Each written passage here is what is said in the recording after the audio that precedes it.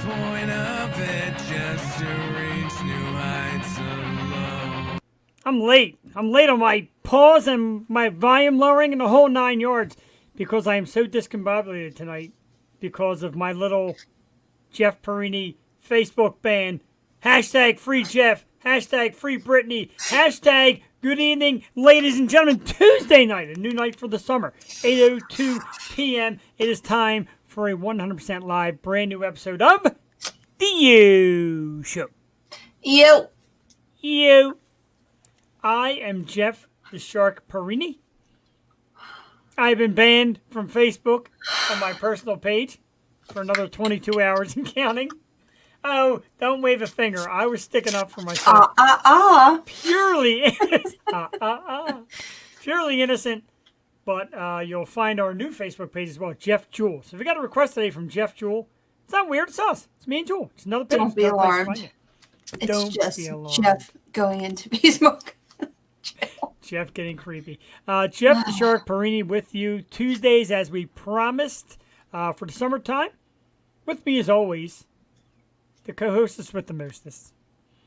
The sister from another mister and the lobster bobster herself, cooked, roasted, and burned.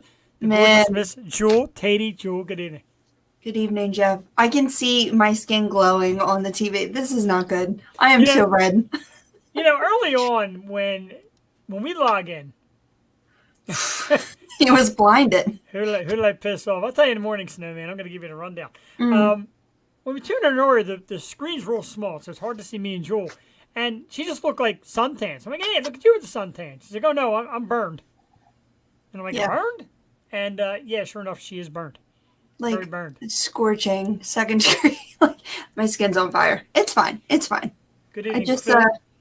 you always remind everyone else, like, put on the block. And I had all the kids out in the pool. I'm like, making sure they're all blocked up. What do? I just fry.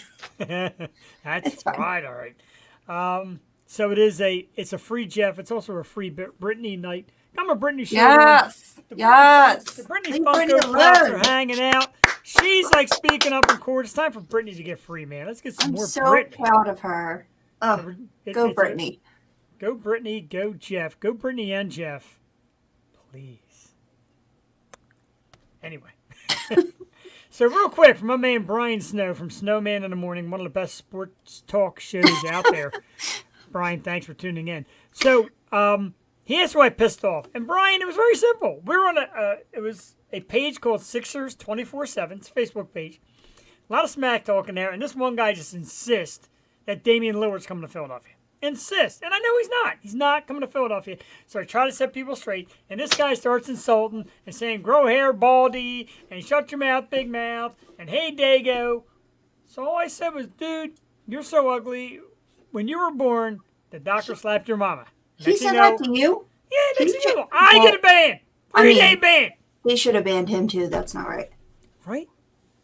Free Jeff. So that's it, Brian. Is that simple? Not juice. Not juice. In the house. It's not Wednesday. It's not Tuesday. It's not Tuesday. Oh, there you go. My man, the juice. Why can't I see? See, I'm in the main studio with you, but I'm getting comments on another page, and they're not popping up. I don't know why that is. That is right. I think it's because it's your page. Oh, because you're banned from Facebook. Right. You know why? I tried to reply to. All right, so I'll reply to you, Facebook people, because Jen said I look red. Kenny gave fire, and free Brittany all around. So Facebook people, I got you. All right, so Jules got Facebook. Remember to pop those comments. Oh boy. So when I commented to Brian, just like what you go through with LeBron, exactly. So when I went to comment at first to Brian, he said, what's up or whatever, and I said, what's up. It came up Twitch, came up Snowman, and this gigantic warning, Joel. Failed to post to Facebook. Here's what Facebook said. You recently posted something that violates Facebook policies. So you and number 39 are temporarily blocked from us. So whatever. Wow. Well, I'm not blocked because I never comment on anything. No. Aren't you freaking cute? Never again. Insult me all you want. That's the way you have to go. Just don't comment on anything and you won't be. Insult me to your Oh, blue boy. in the face. My man, Philly Frank. What is up, dude? Thank you for joining us on a Tuesday night. Now, I know Frank has a gigs Wednesday night. Him and Oh, the Philly Dream Team girls do a lot of Wednesday night gigs. So, so that's this why might he's work busy. out for It'll everyone. work out This for is everybody. Tuesday night. I'm feeling it. Okay. Can you post your GoFund here to get support after my hospital? Yeah, after your hospital visit, if you got a link, or I could share the link on my page, or I could post it during the show. Anything from my man Brian. Brian, like I said, spent some time in the hospital. Good dude, good show. Whatever you need to do, we got you here on the Yo Show. Speaking of what we have here on the Yo Show tonight, Joel, we got a big one. It's awesome. Unless you're living under a rock, you were able to catch the HBO mini series Mare of Easttown. And I got to tell you, great ending, great show, just absolutely fantastic. Based in upstate Pennsylvania. And tonight on Upstate? our show. Yeah, it's upstate PA, right? No, it's in Delco. Is it Delco? Oh my God. Yeah. Did you watch? I watched, but I mean, Delco. Cassie said, I forget where she said I was from. Anyway, No, well, Banshee is upstate. No, but Mare of maybe that's Easttown what I'm is. thinking. Mare of Easttown. Easttown is a fictional town. There is a West Town in Delco, but Easttown is an actual fictional town. But yeah, the show is based. It actually was filmed in Aston, where one of my really good friends live. So it's interesting. With the to beer see. flows like wine. Right. Anyway, now that I'm corrected. Tonight, one of the great actresses from that show, the one and only local Philly person herself, Miss Connie Giordano, in the house tonight. All right. Connie, can't wait. I see all our interviews and everybody goes right to Mare of Easttown. So I'm like, tonight I'm going to mix it up. No, I'm not. We're going right for it. As soon as she comes on, we're going right for Mare of Easttown. I swear, my dad sent me an interview. He's like, What is this? This is supposed to be a real interview? Like, they didn't do her justice. I'm like, I know. He's like, this is what not to do, because he thinks that we're pretty good interviewers. Thank you. So I appreciate that. yeah, so he's like, you go in and you crush it. So yeah, he was sending me all the interviews. I'm like, yeah, we do our research here. Yeah, we sure do. We're going to This talk is a lot very exciting. about a lot more than Mare Easttown with Connie. Yes, going to talk a lot of Philly stuff. Last Wednesday, we did a Philly Dream Team photo shoot, Xfinity Live photos coming soon. Ooh. I would like to sit in on those photos. We need the Dream Team girls to do a little thing with Yo Show. We need to go to Xfinity and do a show. How about that? We need to go everywhere and do everything. The girls can be behind us. But I'll just be happy because I'm in Or Xfinity. I do have 2 laps if they want to sit like this. Right. And then one can sit on Jules' lap. I don't know, maybe one of the girls like going that way. I don't know. Jules' pretty hot. Oh, Jesus. All right. For sure. Jesus. I'm on fire tonight. It's getting hotter. Top 5 list So time, bad. ladies and gentlemen. As you know, we always try to link the top 5 into the show. So in honor of Connie being originally from Philadelphia and Mare of Easttown being in Delaware County, which is right outside of Philly, thank you very much. Top 5 shows, movies, performers, etc., based in or from Philadelphia. Yes. Does that narrow it down? Mm-hmm. It should. I like it, Frank. Me and the ladies. Oh, and Joel. What the hell? I had to sneak in there. All right, so at number 5, I got a tie at number 5. And we start off with a show based in Philadelphia, Boy Meets World. Story of Corey Matthews, who was a big Phillies fan, and Topanga. And Eric. Eric was my crush. Yeah, whatever. Anyway, Topanga.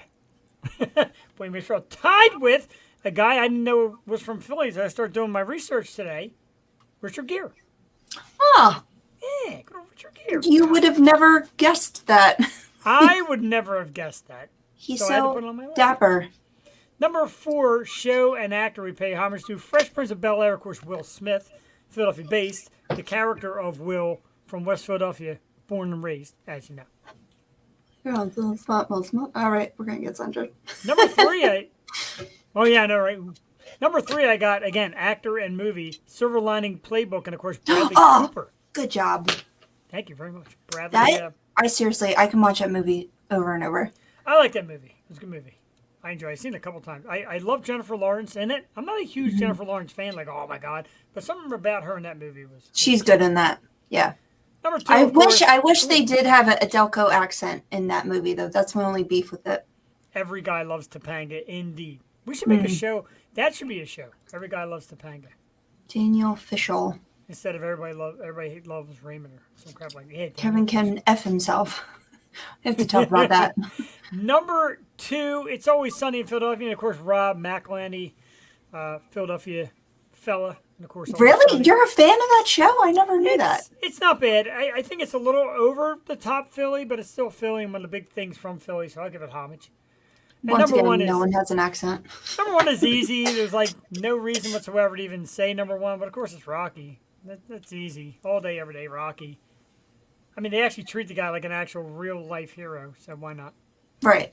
They absolutely do. That's interesting. I mean, I thought of Silver Linings Playbook and Always Sunny, but my biggest beef is they don't have the accent. And that's what Mare of Easttown does so well. I mean, it's a totally different accent than what me and Jeff have because it's very, I don't know, Delco is its own thing. Like Aunt Mary Pat, they have this like twang. I can't. Their accent is more Aunt Mary Pat / Mike Nappy than Jeff and Jewel. For sure. Yeah, like Northeast. I'm going to give her a sentence. And I think Delco says it a different way. And I think Northeast says it a different way. But I'm going to, that's one of my questions for Connie. Because she's born and raised there. So that being said, accents have to be on it to be, you know, authentic. But I love Invincible. Invincible, yeah. I can watch it every day. I watch it every time it's on. I just love it. I love that it's a true story. And just like the South Philly feel, like the summer nights of South Philly, and it's in the 70s, and the soundtrack is great. Vince Papale is also a great man, and he signed a very nice thing to my dad, but it's signed to me and my sister, so it's pretty cool. Number 4, Rocky.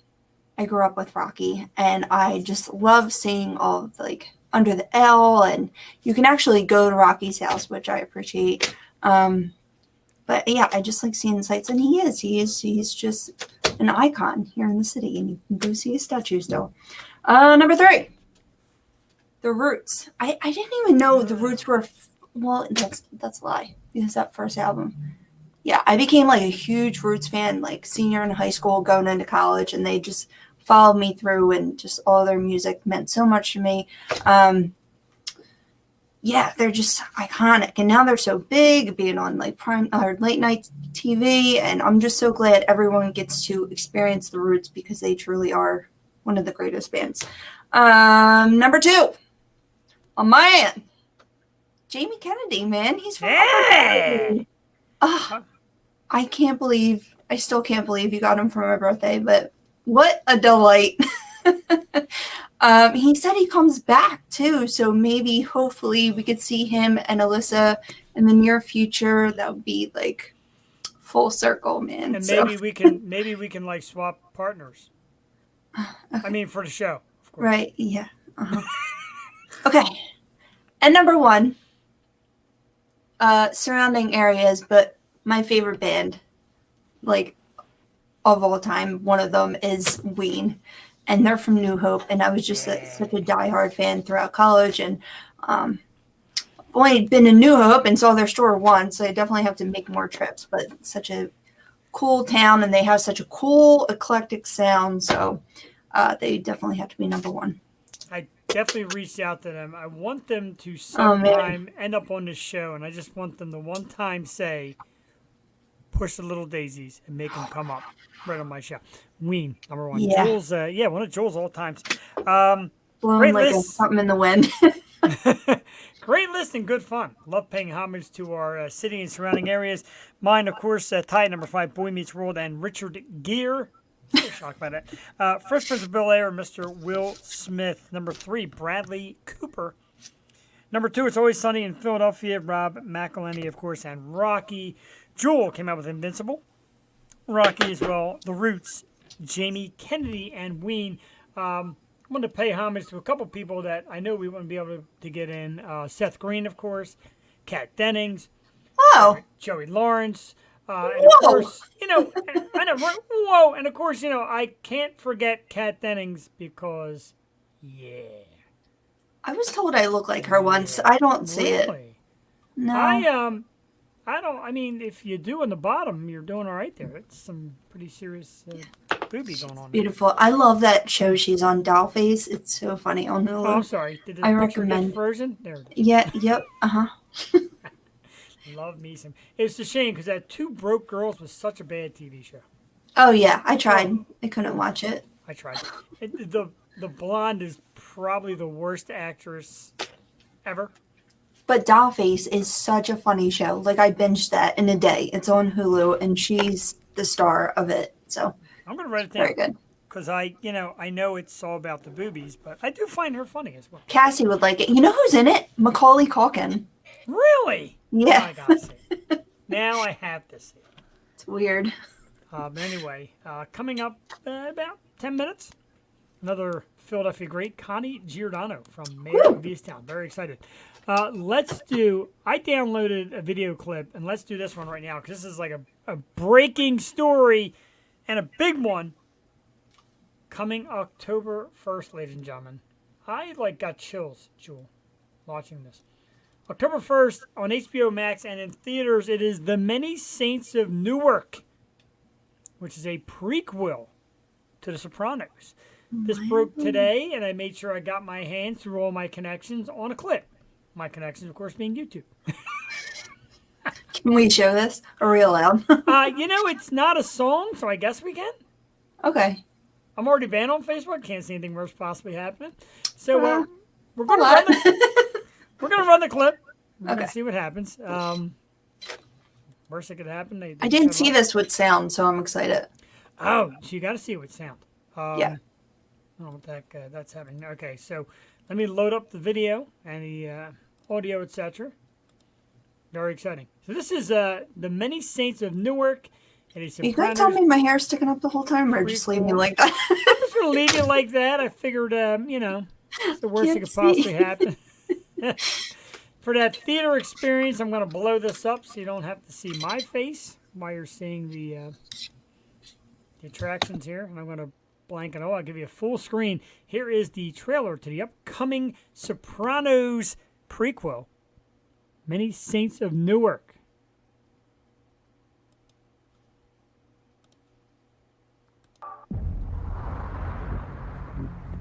When I was a kid, guys like me were brought up to follow codes.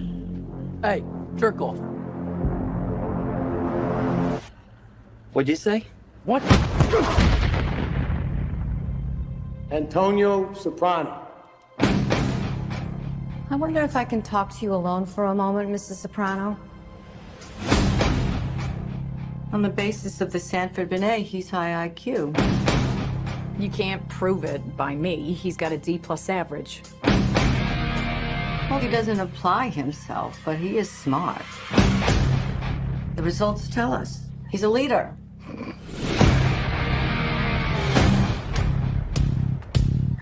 Uncle Dick.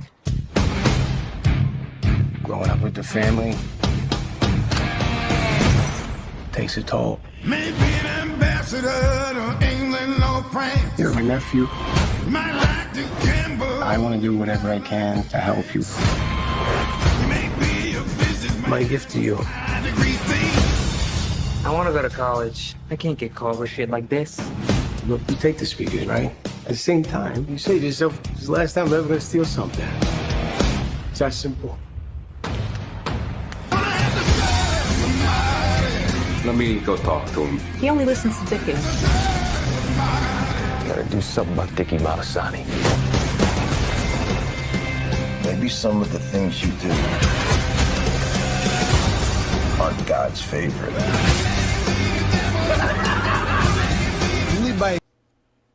All right, I'm going to cut it there, Joel, but that is very exciting. That is coming up October 1st. It is The Many Saints of Newark, a Sopranos prequel coming to HBO Max and theaters around you. I am so excited. Very stoked for that, Joel. Love The Sopranos. Love the whole storyline. Can't wait for the prequel. But I cut it off a little early because I think we're about ready for our special guest. I see her back there adjusting her screen. Maybe I'll let her play with that for another minute or two. All right, Looks like she's ready. I got the wave, so I guess she's ready. Our very special guest, ladies and gentlemen, was the star of a huge HBO series entitled Mare of Easttown that me and Jewel drooled over and died over, and me and my wife just died with suspense. Such a great program, and I'm thrilled to have one of the stars of that show here with us this evening, the lovely Philadelphia born and raised herself, Miss Connie Giordano. Connie, hello. Hi there. Hi, Jeff. Hi, Jewel. How are you? Hi, great. How are you? Good. Nice to see you both. Likewise, thank you so much for coming on. This is just great. When I got the email from your public relations people, because honestly, I binge watched Mare of Easttown. So when I got the email, I'm like, oh, I got to watch the show now.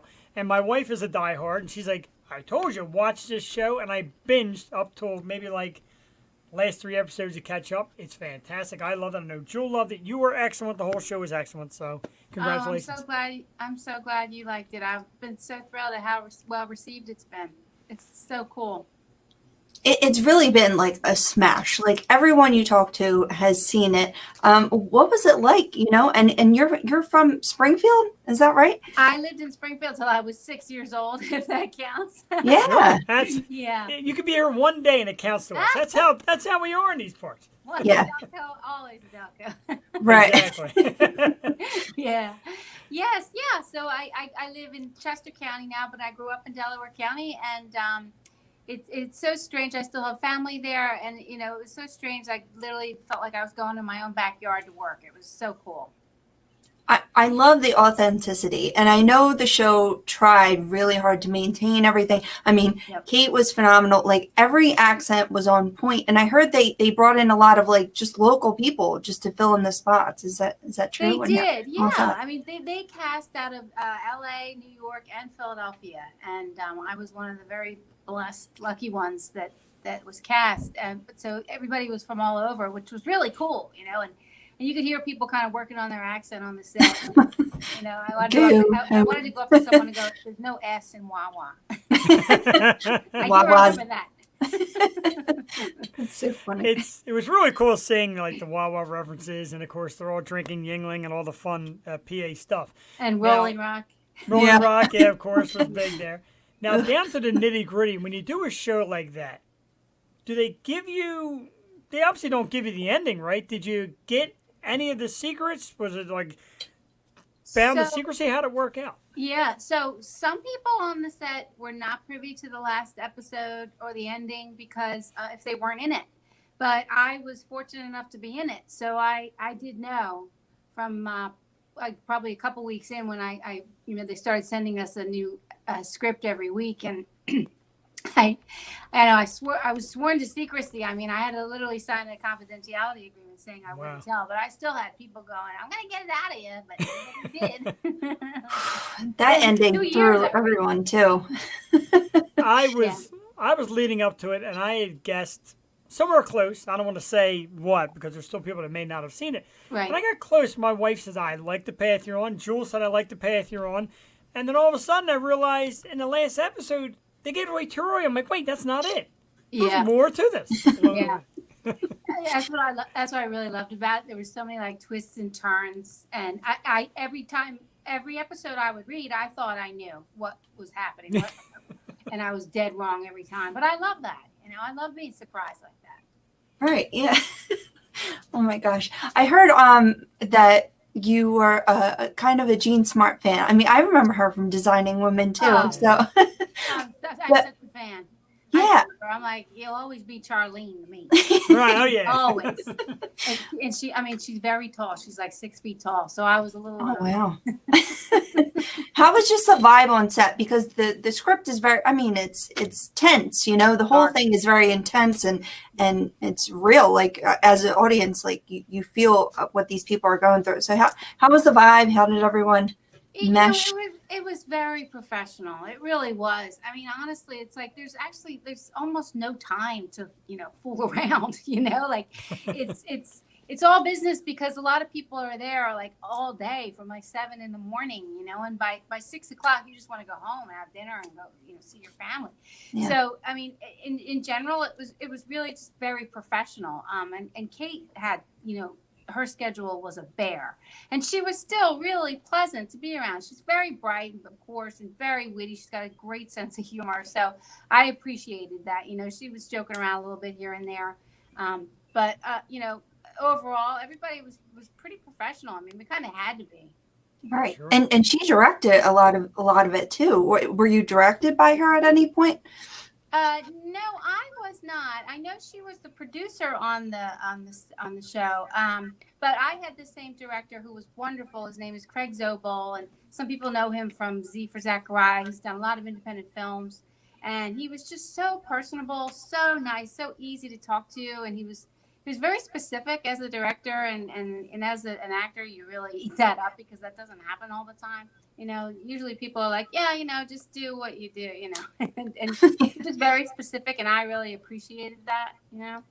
I think the show needed that though, like be as specific because it worked. It just worked, especially as, you know, we're from the area. So we know, like, we know how people are here, and yeah, we're tough. We fight hard, but we love hard too, you know, so we're very loyal, and we can tell the BS. So, I mean, it's appreciated from a local standpoint. You're so right. You know, I have some friends that, they've been here about 25 years now. They're from Texas and Oklahoma. And they told me years ago when I met them, they said it took us 10 years to make friends here because they did feel like that. Like Northeasterners are very kind of closed off.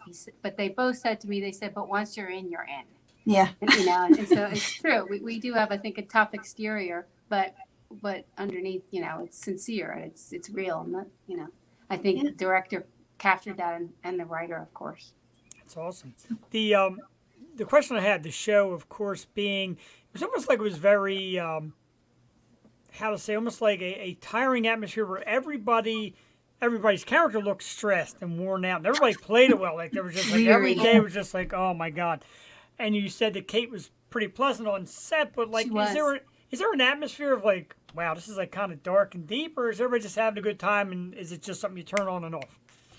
You know, I think it depends on what you're shooting that day. Like, you know, without giving anything away, as we said, there's some intense scenes. And so that's bound to weigh on you. I mean, I've done that myself in other roles, you know, especially if you're doing it like day after day. You know, it can get to you. But, I mean, I look at it like it's my job. I'm not there for therapy, you know, so I try to leave it at the door, you know, when I leave. I think that's the healthy way to look at it. You know, we've all heard stories about actors that, you know, get in trouble because they let the character get into their head too much. And sure. I didn't see any of that. I didn't observe any of that, you know, I think, and that's what I mean. Like, I felt like I was with real pros. I mean, I don't know if a long time, there was a wonderful biography about Laurence Olivier that I read years ago, and one of the chapters was about him when he was doing The Running Man with Dustin Hoffman. He plays like a sadistic dentist, and Dustin Hoffman, to get into character, would run through Central Park every day to get to the set, and he'd come, you know, exhausted and covered in sweat. And then the book that I read, Laurence Olivier finally turned to him and said, "It's called acting, my dear boy." So like, people can get carried away with it. Not to begrudge Dustin Hoffman, he's just a little bit brilliant himself, you know. Absolutely. Yeah, but I've read like throughout, like even before I knew you were coming on the show, like I was just so interested in how all of you guys got on here, and I was reading like Kate, like she would switch right back into it, like she wouldn't stay in the accent, she would go right back to her British accent. Yeah. So it's just very interesting, and I'm a huge Evan Peters fan. I think he's such a talented, like I think that guy can do anything. Just to see him like holding a Wawa hoagie is just yes, yeah, he was wonderful. He was such a pro. I really enjoyed his performance, and I have nieces a little younger than him, and they were dying when they found out that I was working with him. I know. That's all they care about. I know his birthday is like a day before mine, I think. So cool. Very much a fan. Was there a lot of Wawa catering on the set? Did anybody really get in there and try that? It's funny. There were some. I mean, I even had one of my sisters asked me. She said, "Hey, my neighbor was asked to cater one of the days." So they were definitely using local caterers, which is cool. I mean, I guess that's obvious, but I didn't know it'd be that local. It was right in my sister's backyard. But yeah, it was different all the time, which was great. It was nice to not eat the same thing every day. Sure. Yeah. So I've read that you do a lot of Broadway and off Broadway. I got to ask because I'm always curious. The live acting of Broadway, just getting out there and doing it unrecorded as compared to doing it recorded, which one is easier? Do you have a preference? Is it just two different things for you? Well, my background is the stage. That's where I was trained, and I did it for many years. They're really like two different animals, Jeff. I think most actors would agree that, like, from an artistic point of view, that being on stage, you kind of get it's more rewarding, and probably because it's instant. Like, we started this thing in 2019, and didn't come out till 2021. Yeah, so sure. I waited a long time. There's no instant gratification, and you get that from a live audience, and you feed off that energy. So, but they both, but you do have the luxury of stopping when you're on film. If you really mess up, you can stop. I mean, it's not usually encouraged, but you can do that. As opposed to on stage, you just have to keep going. Yeah. So, there's kind of little differences between them, and it's just like anything. The more you do it, the better you get at it. And so, for me right now, it's kind of my focus. I'd like to see, how far I can go with television and film, because I feel like I've done quite a bit of stage, and I've for lack of a better word, I feel like I've mastered it. And of course, I'm certainly wouldn't turn it down now, but I'd like to see if I can do the same thing with television and film. I think HBO is the pinnacle of television. They just make the best shows. We just showed The Sopranos. Like, this is huge. Like, and I feel like HBO is loyal to their people, so they ask them to come on like the same. I see the same HBO characters on different shows. Has that experience been good for you? And do you see, God willing? Okay. Yeah. Because COVID. I mean, everything is shut down for months and months now. I mean, auditions are just starting to pick up now, literally now. So, I hope that's true for me, Jewel. I really do, because you're right. And I heard a rumor. I don't know if it's true, but I heard a rumor that HBO did rent the Sun City Studios again for another year, the studio in Aston, where they filmed a lot of Mare Of Easttown. So that's a good sign, right? It's a great sign. We would love to see more stuff. We love our local people, and like I said, go hang out in Aston, stalk you guys. maybe rent it. If you see a mysterious white van rented, that'll be us doing stuff. Oh my God! All right, now you're scaring her. No. Put your pictures on the side of the van. There you go. Boy. Yeah, put like a little chair thing on the side. Maybe give us an in next time as local reporters. That's enough. Now you've also done. You also did some things I find interesting, because I always I'm curious about this. QVC and the Home Shopping Network. Yes. What was that like? Is that just an acting role, or did they kind of push you? And I mean, more or less just like a presenting role, or is like, hey, sell this? Like, do you really got to be a different person? I look at it as a combination of improvisation and sales. Okay. I've been doing it for a long time, and I'm really grateful for the work. It's more of a sales gig than an acting gig. But that was what I was curious about. Okay. Yeah, but you do have to perform. Like in my role, so I work for the vendors that come in to QVC and HSN. So I'm not an I'm not an HSN employee. I work for these brands. Like right now, my brand is Sunjoe Snowjoe, which is I do the winter, and I have a partner who works in Florida who does the summer products, and so I'm supposed to be like the expert, but I still have to have personality and be engaging so that the viewer, doesn't turn off it doesn't turn down, So it's an interesting, it's a really interesting phenomenon, and it's you probably know. I mean, it's put Westchester on the map, Westchester, Pennsylvania. So, I think a lot of actors are really grateful for that work, and it's fun. Like it's a different animal than acting, and there is a camera in front of you, but most of the time, it's just you and a host on the set, and then there's like maybe a couple cameramen like 100 feet away. So like you could hear crickets, you have a microphone in the ear to speak to someone if they call in. But even then, like, there's usually a little bit of a delay. So, like, if you make a joke, you're like, huh. It's a second, you know what I mean? In all the time you've done it, and obviously no disrespect for anybody you work for, at any time you've done it, was there ever a product where you're like, this thing's horrible, but you still got to put a big smile on your face? Oh, my God, yes. But, Hope it's. but you're only as good as your last product, and I've had some wonderful years there, and I've had some really dry desert wasteland years in terms of work. So you kind of have to take what you can get. Sure. But yeah, that has happened. I mean, I've had products break on air and stuff. And, oh wow! Yeah, that's where the improv comes in. You just have to keep going. Yeah. Look, 4 colors. You just have to keep going. It's so tough being live. I mean, just doing our show, it's like very intimidating. But I always think of that movie Joy with Jennifer Lawrence. It's such a good movie. That was a great depiction of what it was like in the beginning. It felt very real. Like that's what someone might go through. But that's awesome. Everything is pretty local for you. Do you have to travel to New York a lot, or do they ask you to come to LA for gigs? Typically, that everything's open up. Yeah, I traveled to New York quite a bit until COVID hit, but I actually lived in New York for 10 years, so I'm so used to it up there that I mean I feel like I can do that drive in my sleep now.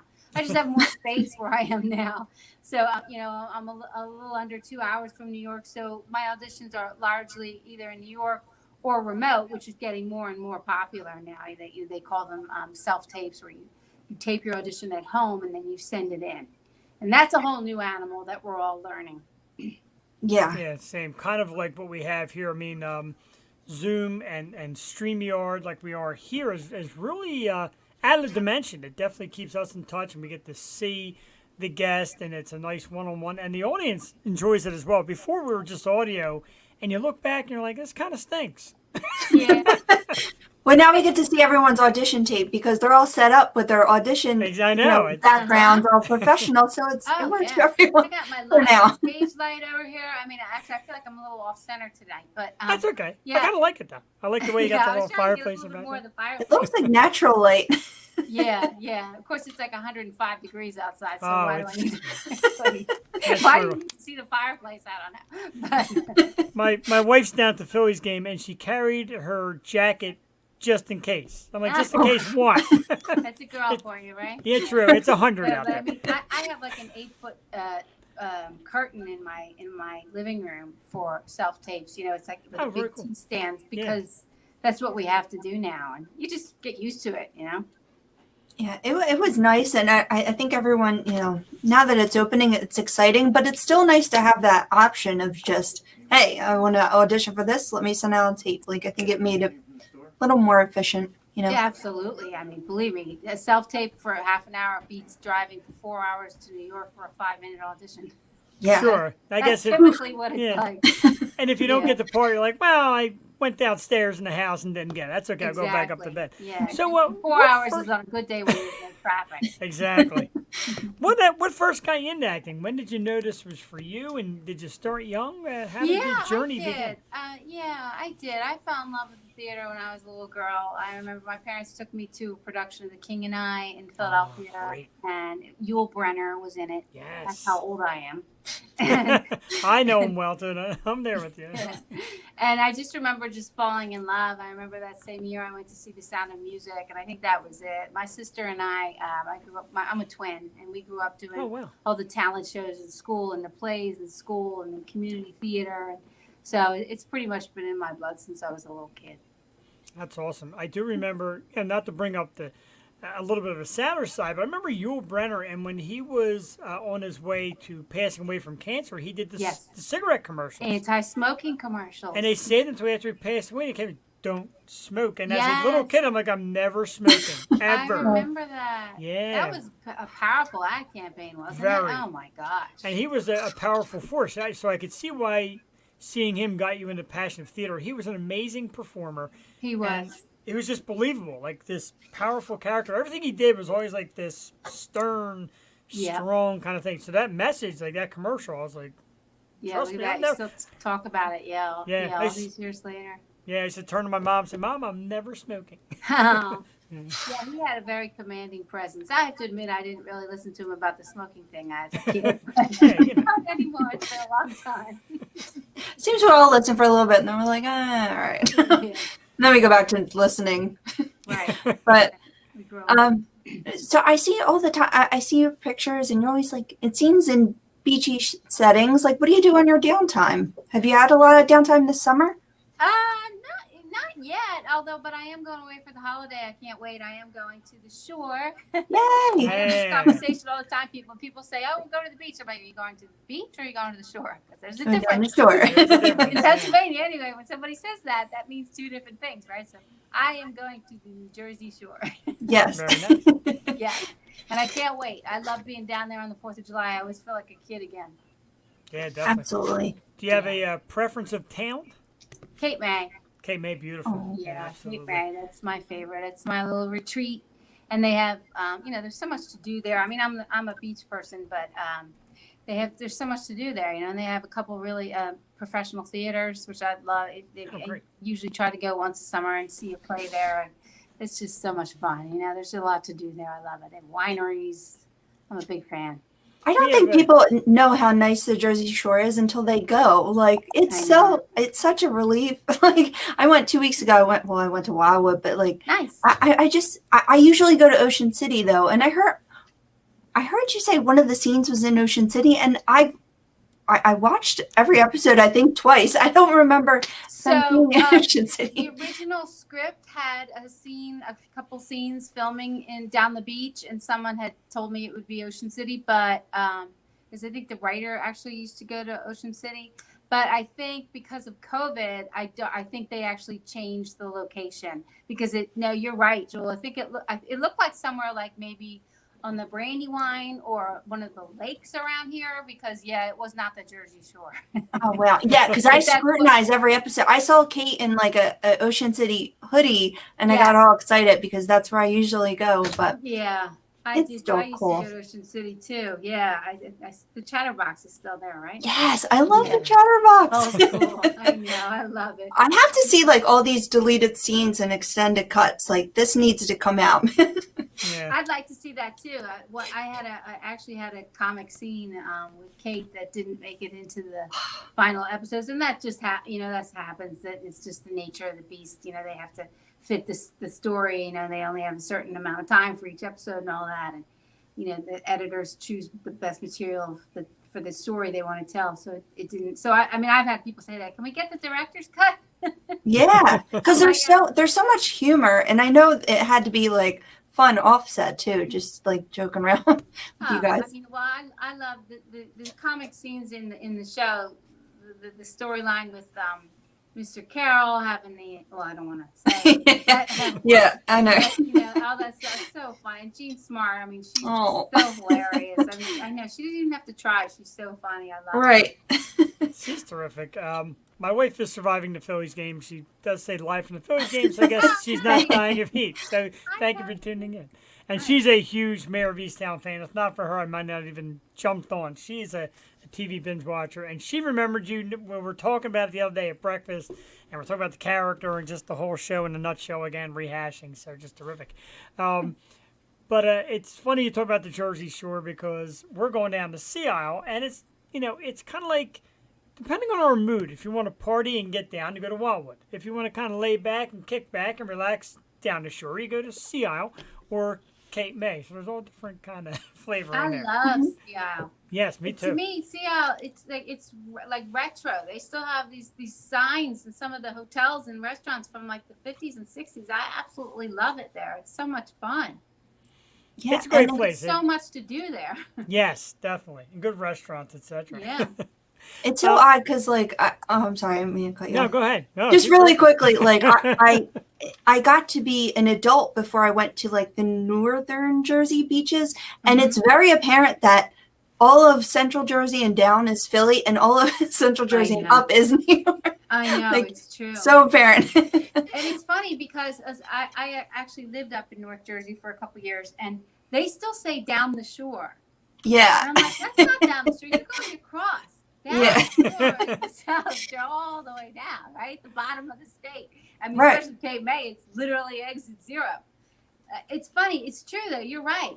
There's definitely a difference. Although it's funny, I do see a lot of New York plates down in Cape May. I think some people they either want to go like all the way up to the Hamptons or all the way down to All Cape the way May. down. I Yeah, do catch some of the some nice New points. New York, yeah, I do catch some New York license plates.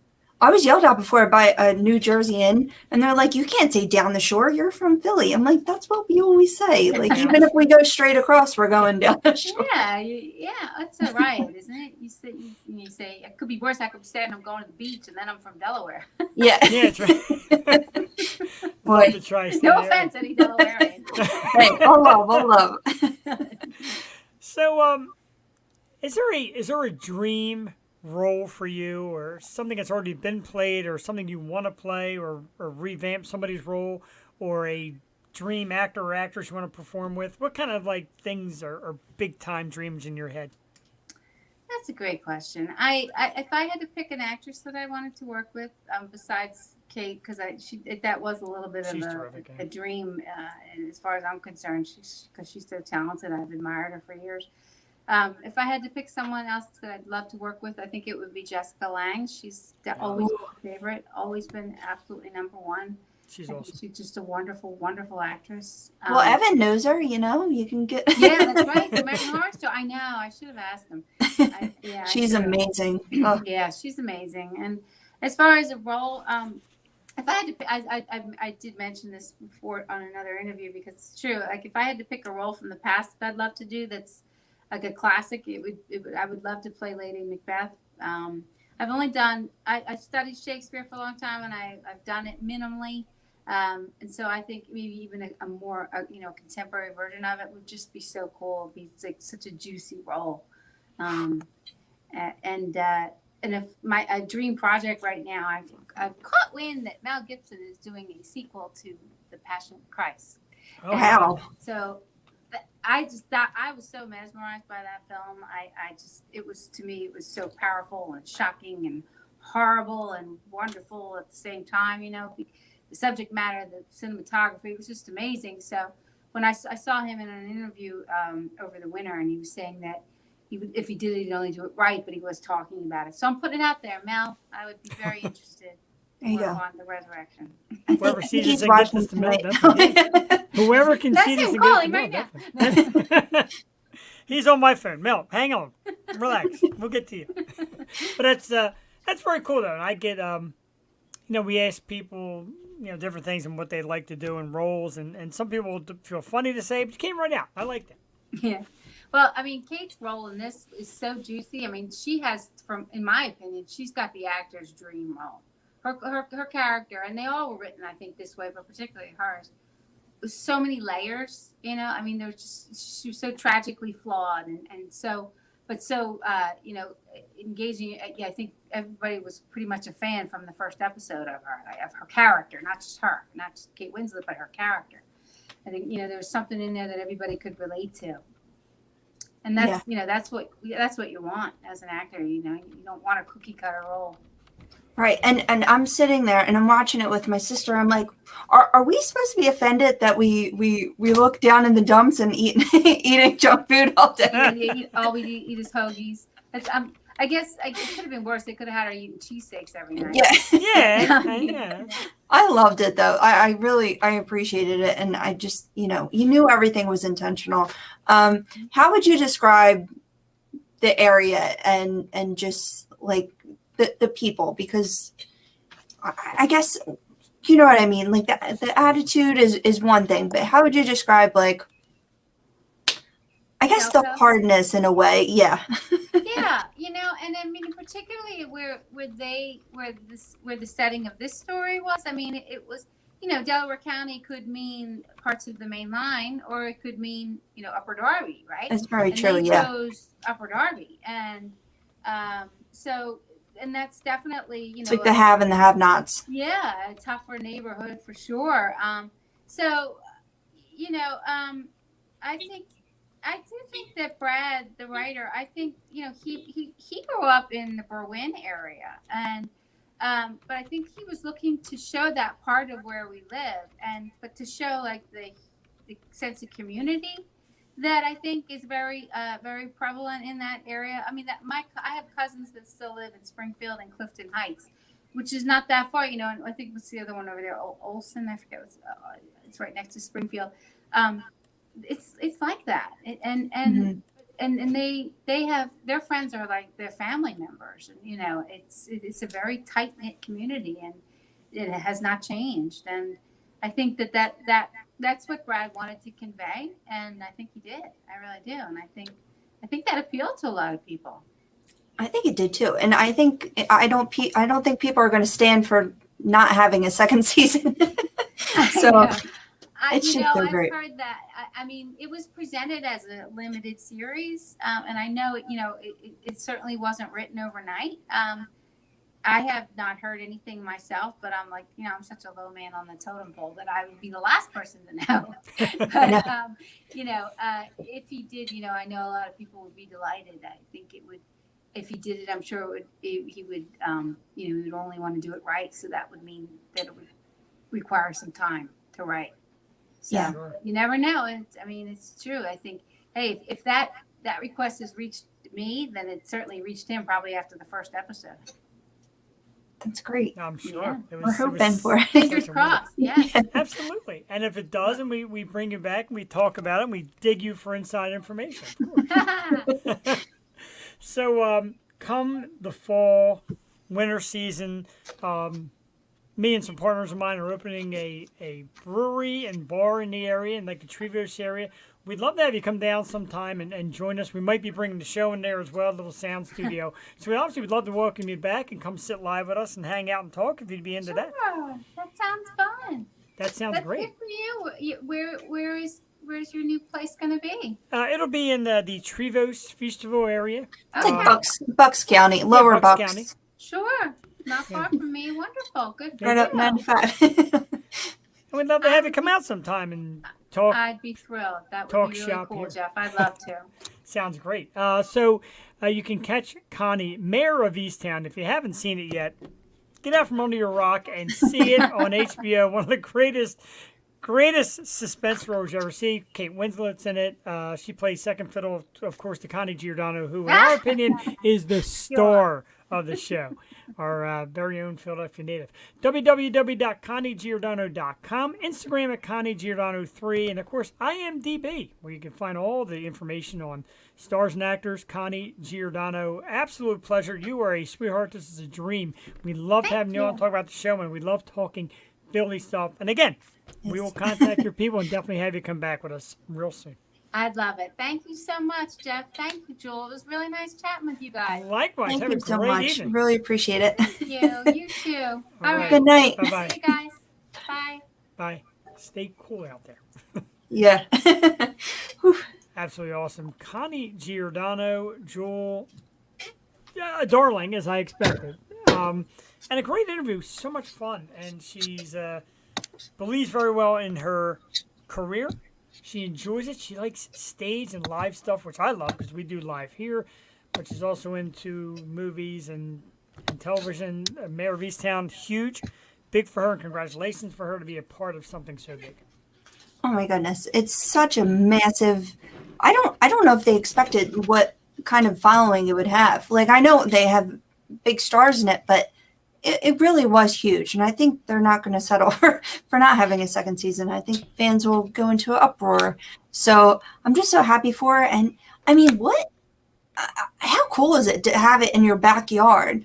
Like, hey, Jeff, we want you on your local TV, like the biggest show on HBO. We want you to be a part of it. So I just think it's very neat and convenient and awesome. Yeah, convenient. It's got to be awesome for her. She must have really enjoyed it. And I enjoyed it. And like, you just see a genuine thrill in her face to talk about it and talk about the role. And I know she's done a lot of interviews. Now, a lot of people just pound the Mare of Easttown thing home. But being like we are from the area and her from the area, I mean, you just start talking that lingo. Then you can branch off to the shore and the beaches and everything. I know. Everything just goes in a nice big circle, and the half hour pretty much flew by, and I'm like, oh, it's already time to go. It's so us. It is us, and I that's know. what I love. Yeah. You start I out- didn't get to ask her. All right, I'll say the sentence. You ready? Mhm. It's like you go to the bathroom and you wash your hands with the towel with some water. That's the PG version. You go to the bathroom and wash your hands with water and then use a towel. You say it. You go to the bathroom, and then you wash your hands with water and dry them with a towel. Right? Towel. Okay. Towel. Towel? Towel. Ta- Towel. Wash your ass with a hand towel. I should say towel, right? Towel? Towel. Towel. Towel. Towel. I definitely wanted to ask her to say water, but Oh, I know. it's so cliche. I know. But you know, Delco is different from Northeast though. True. Like, we have slight differences. I don't talk like Aunt Mary Pat. I wonder if she's an expert on the show. I think they would look water, to the tail. Thank you, Stephanie. Thank you, Water. Stephanie. Thank you, Steph. We gotta hang out. Me and Jeff were talking before the show. We all gotta hang out. Yeah, we want to do these concerts, even if we Yeah. have to get in the mosh pit. And my wife will probably have to stay home because she doesn't like to stand or be in the pit, etc. Yeah. But definitely. And you know what's funny, Jewel? When I went to my panic attack today and made this alternative Facebook page for Yep. future blowouts, I added me, of course, to the page, you, the third person, no offense to Tiffany Mosher, the third person I added was Stephanie. I went to Steph, I'm like, I got to get Stephanie right away. She's got to be here. She's been so involved. We appreciate her. I told her, I said, you're fantastic. The show's just not the same without her. I did tell her, though, Jewel, while we're on the subject and Stephanie's here, she wasn't here the other day when you told me that Max is not the best pizza in Wildwood. Oh no, it's Franconi's. But I love Mango and Mango in Ocean City. That's not So Max. I do love Mango was the best until they split up. Now I like Franconi's because they're large crust. Virtual huggies. I thought she was saying vomiting. I can't read. I need my glasses. That's virtual hug. That's why I wear my glasses. I'm not crazy about how I look at the glasses. I am probably 367 times sexier without the glasses on. Oh. 367. But I will put them back on because I can't see nothing. Yeah, that's true. I just squint a lot. Can you read that? Disappointing. I'm sorry. I do enjoy it. It's just, you know. Like I'll take Charlie's over Vince's. I like Vince's still over Charlie's. And you know what it is? Crust. No, it's not even that. I think it's been so long since I've actually had an authentic Charlie's. Maybe that's why.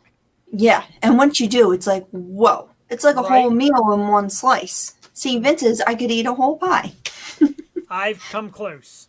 Now, the Vince's, I don't know if you've ever been, and you talk about hanging out, and it's definitely somewhere we got to go. The Vince's in Newtown. Same concept. Pizza's a little different. Some people say it's the Bucks County water that's a little different. Changes the crust a little bit. But they also have a beer and wine wall. Well, that helps. It's great. So basically, like if you want to go up, you give them a card. I mean, you give them like a debit card, and they give you a card to use on the beer wall, and you swipe it. And you can pour like 25 cents worth just to sip it to see how it is. And they charge as it pours, it rings up the amount. Oh, it's terrific. That has to be so annoying for the servers. Like, no, it's good for the server. You want a 25-cent Well, no, you go to the beer wall yourself. Oh. Well, you didn't during COVID. They would have to so go it's get like a froyo beer thing. Kinda. It's like you pay what you add on. Thanks, man. Throbbing Freddy. We haven't heard from him in a while. Throbbing Freddy. He's the dude that shows all the different emojis. Thanks. Oh, yeah. Thanks. And what is that? A turd? That is looks like a Can't cat. see. It's a cat with sunglasses. Oh. And that's a guy who's got some terrible disease because he's green in the face. Oh. I'm I gonna don't know have what to that little just kid's doing in the picture. let me try this real quick. Can you hear me? Oh, it's a cool cat. Okay. Cool cat. All right, I need to charge my phone because it died. Okay. So, hang on. That's a headphone. I can hear myself echo. Jewel will be right back in a moment here on the Yo Show. Okay. I'm basically not talking, so I want to hear myself echo. Anyway, my wife is down at the Phillies game.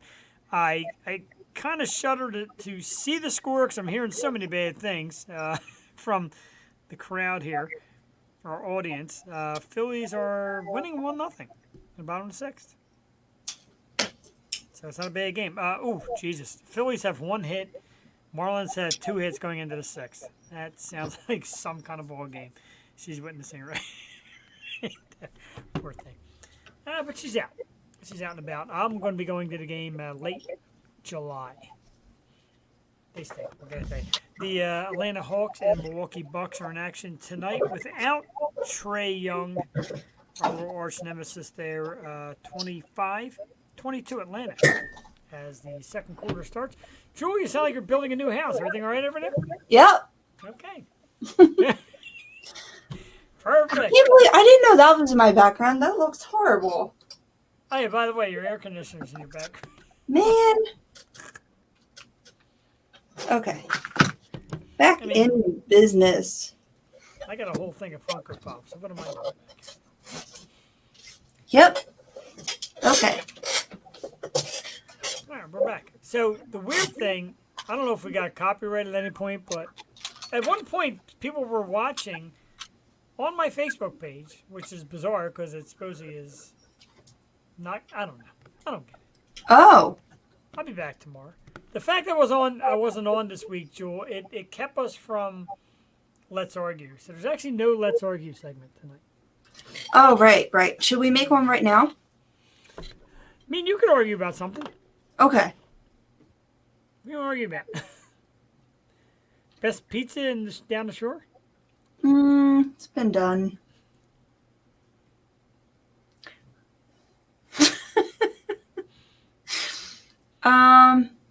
Best.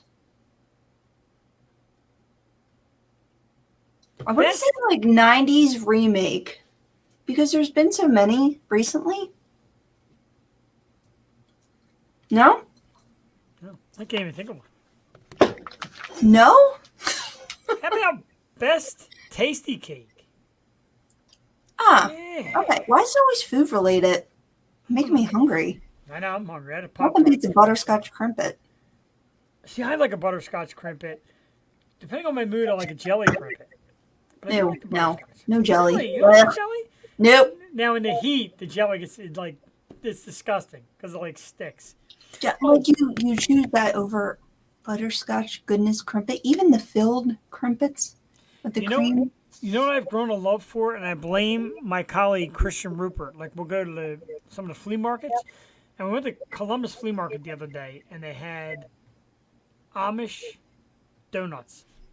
Oh. Whoa, man. Peanut butter candy cake. I do love the peanut butter candy cake. I don't like the chocolate. I like the peanut butter candy cake. I really do. I'll eat it if I really need like something sweet and chocolate, but chocolate juniors. Really?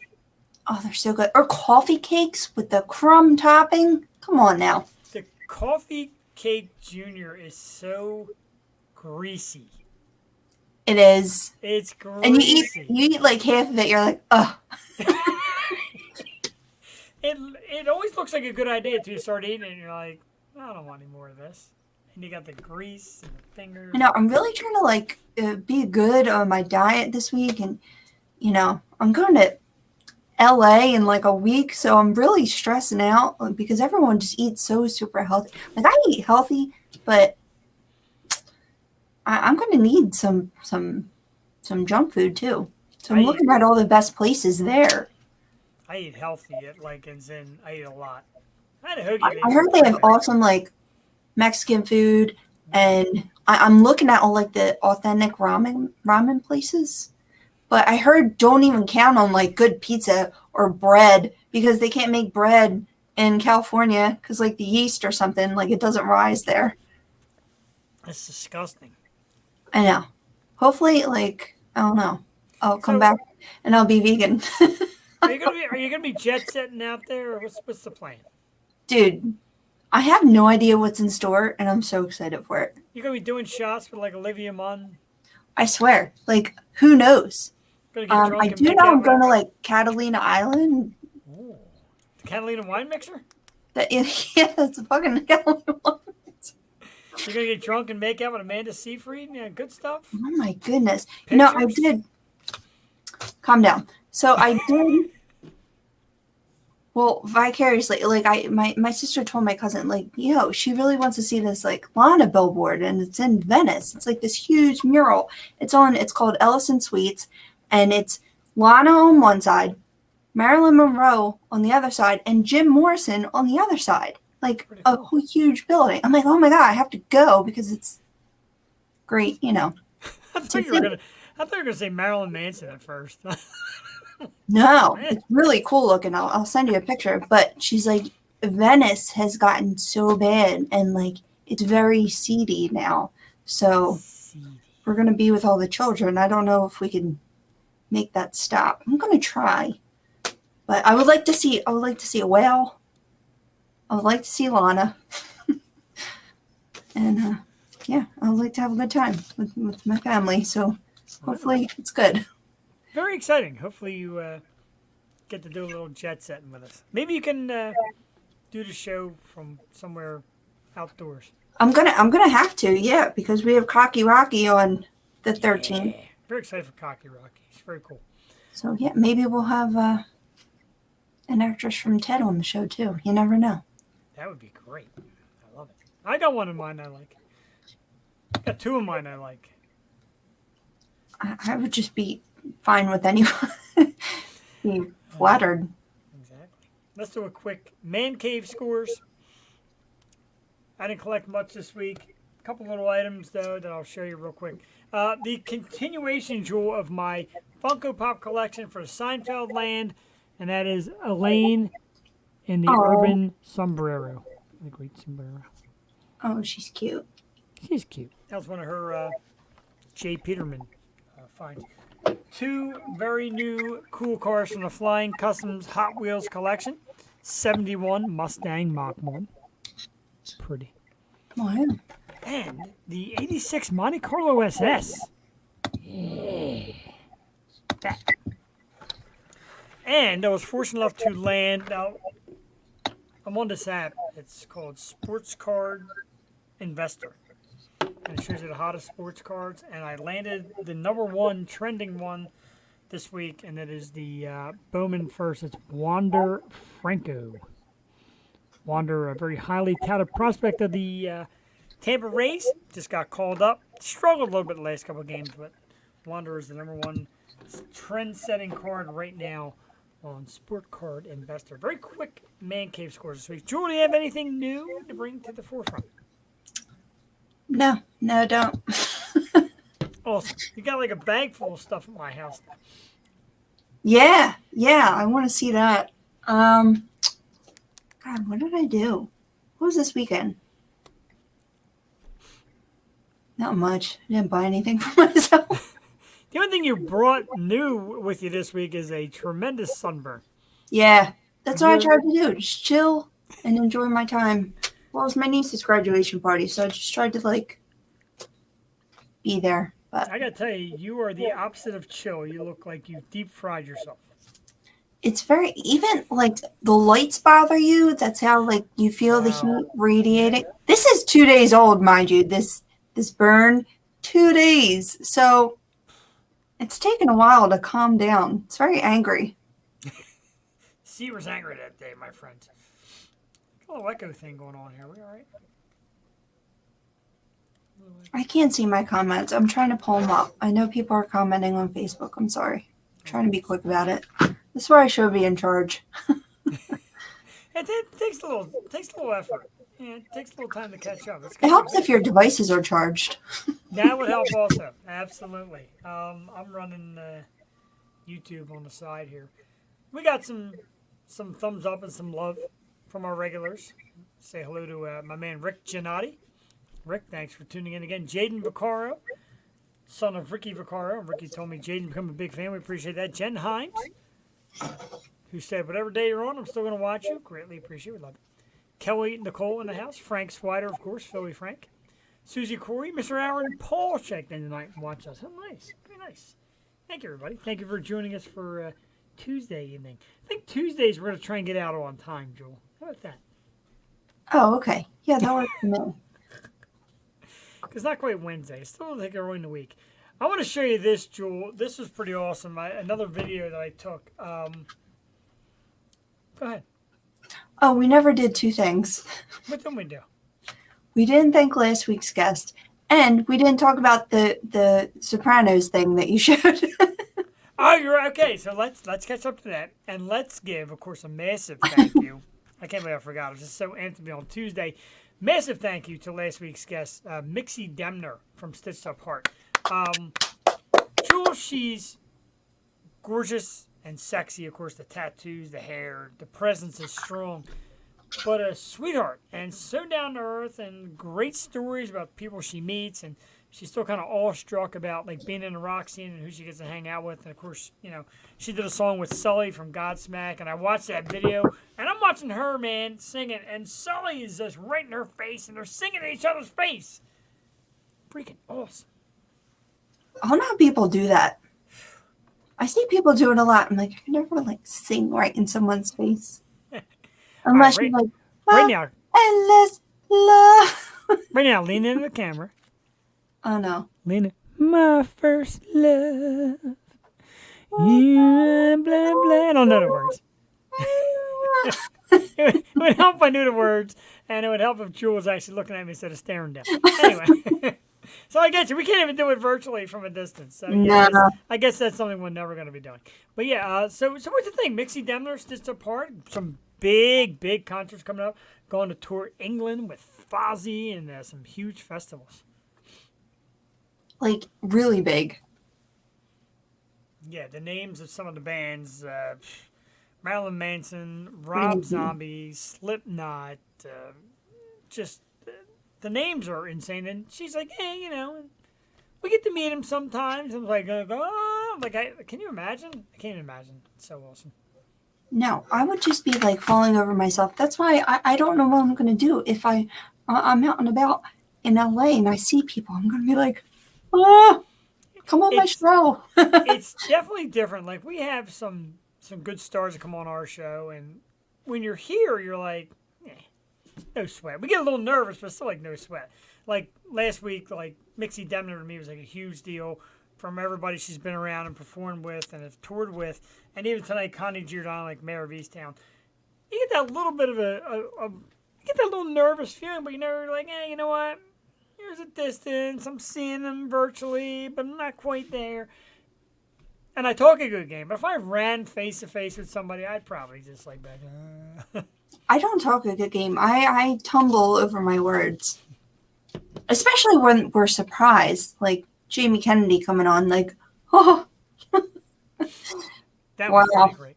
Yeah. Speaking of Jamie Kennedy and Jewel's surprise birthday and some of the great guests we have on, do not forget that even though we're not on live Wednesdays, I am going to be sharing links to Facebook on some of the best of the O Show. So some of our best and funnest guests and funnest episodes. I'm going to share the link.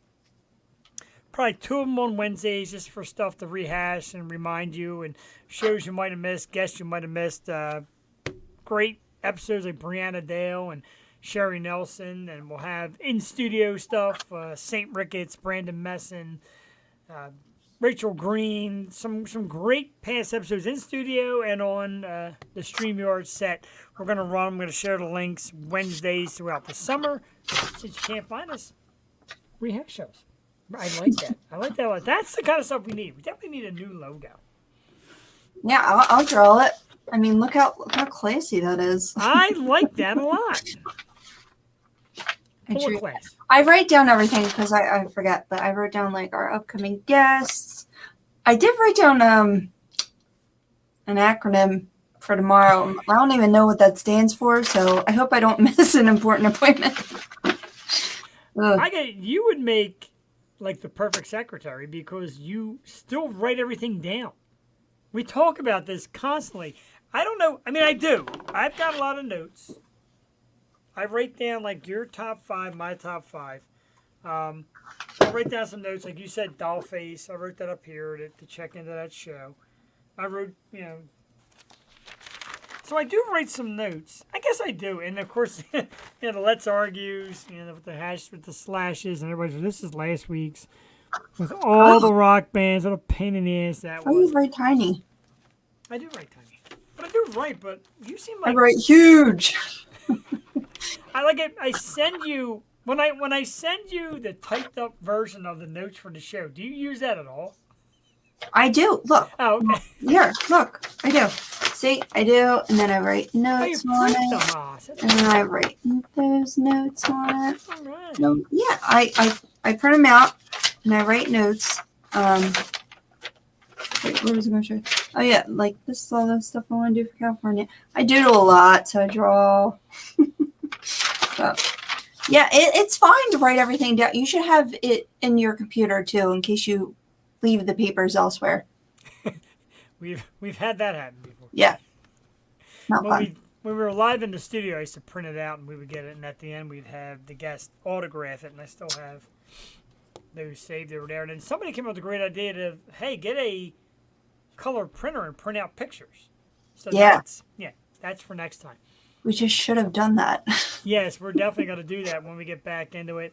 If the brewery studio thing works out like we're hoping, and Connie Giordano comes and sits down with us, she's definitely autographing a picture of herself.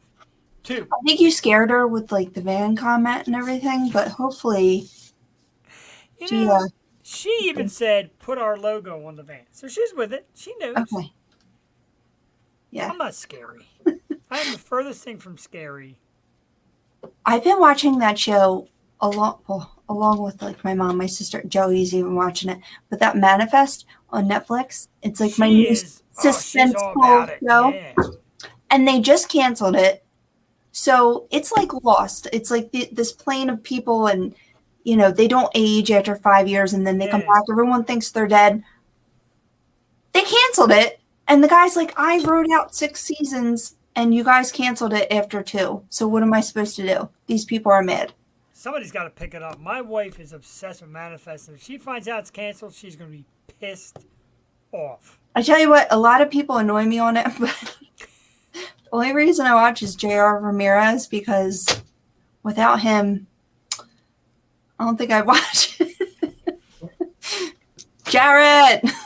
I got to tell you, man, I don't do stuff like that. Me, if I don't like a show, I don't like a show. And nobody's going to make me watch, well, sorry, maybe Kat Dennings will make me watch Two Broke Girls.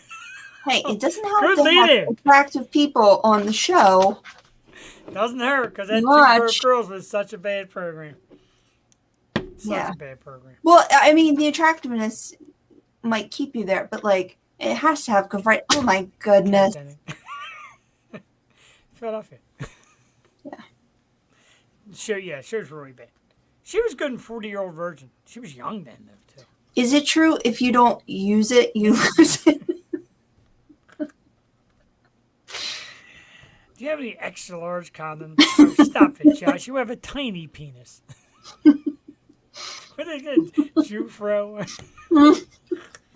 That's a great scene. The whole scene is just excellent. My favorite. So at least I don't have to work out tomorrow. I want the fucking 3-inch toast. That's what every girl says when they. Yeah, that's true, man. That's not even an exaggeration. A nickel for every drunk young lady back in my single days that always wanted some fucking breakfast, or fucking eggs, and Ranch toast. That like gave me chills. I'm like, God, it's so exact. I want some fucking ranch toast. All right, so I got another video. This young man, disc golf, which I guess used to be known as froth. It's actually a sport where you throw a frisbee-type disc into a basket. Kind of like golf. They call it golfing. It's like disc golf. Now, this fella here at the World Championships sinks a 247-foot shot to force overtime and eventually ends up the winner. Now, I got to show you this because the shot is incredible. And I want everybody to take a look at this right here. The great newscaster that I am forgot to put the young man's name down, but I will, however, share this with you. Just watch this video. It's just so awesome. I never knew this is this big a sport. Apparently, this guy is like the new champion after this shot, forcing overtime, and then hitting the game winner. Watch this, 247 feet.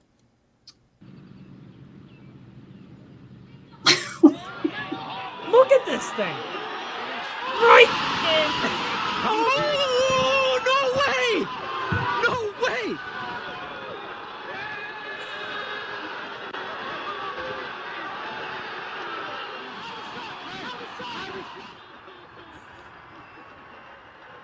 Unbelievable.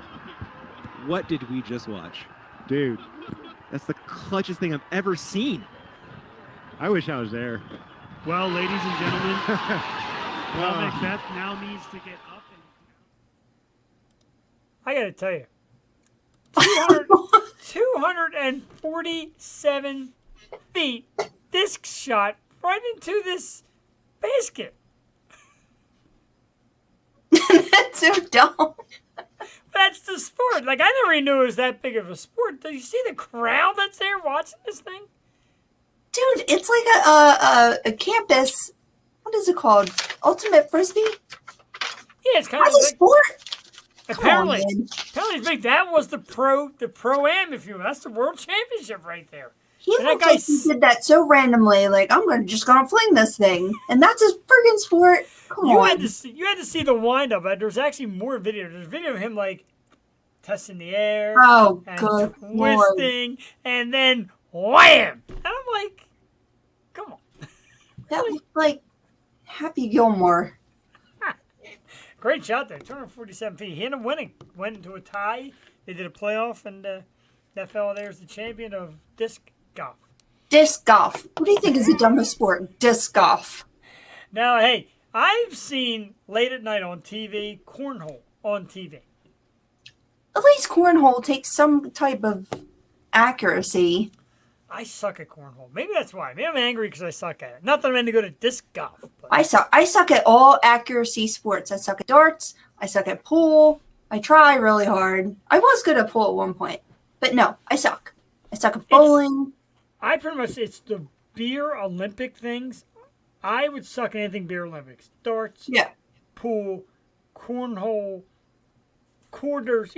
I'm not a bar game guy. I know. I'm a bar guy, but I'm not a bar game guy. I play basketball, but I suck at, beer pong. Sorry. Oh, there's another one. Beer pong. What's that other game? Flip cup. I'm okay at flip cup. We played some we played some new interesting games this weekend, let me tell you. I have to tell you about them because they're just the one was like bananas. It had like all these props and like cups and dice and chopsticks and you had to do all these different challenges. And then the other one was like a wordplay thing, but you would have liked it. It was right up your alley. It was all like dirty stuff. What are you trying to? Oh, what are you trying to say? That's horrible. Sorry, cat denning. No, it was really funny. Like I played with a bunch of like couples, and it was pretty funny. I'm always up for new games. I forget what it's called, like Picano. It's kind of like Heads Up, but like you have to get other people to guess the word. It's a bad word. Bad word. I like bad words.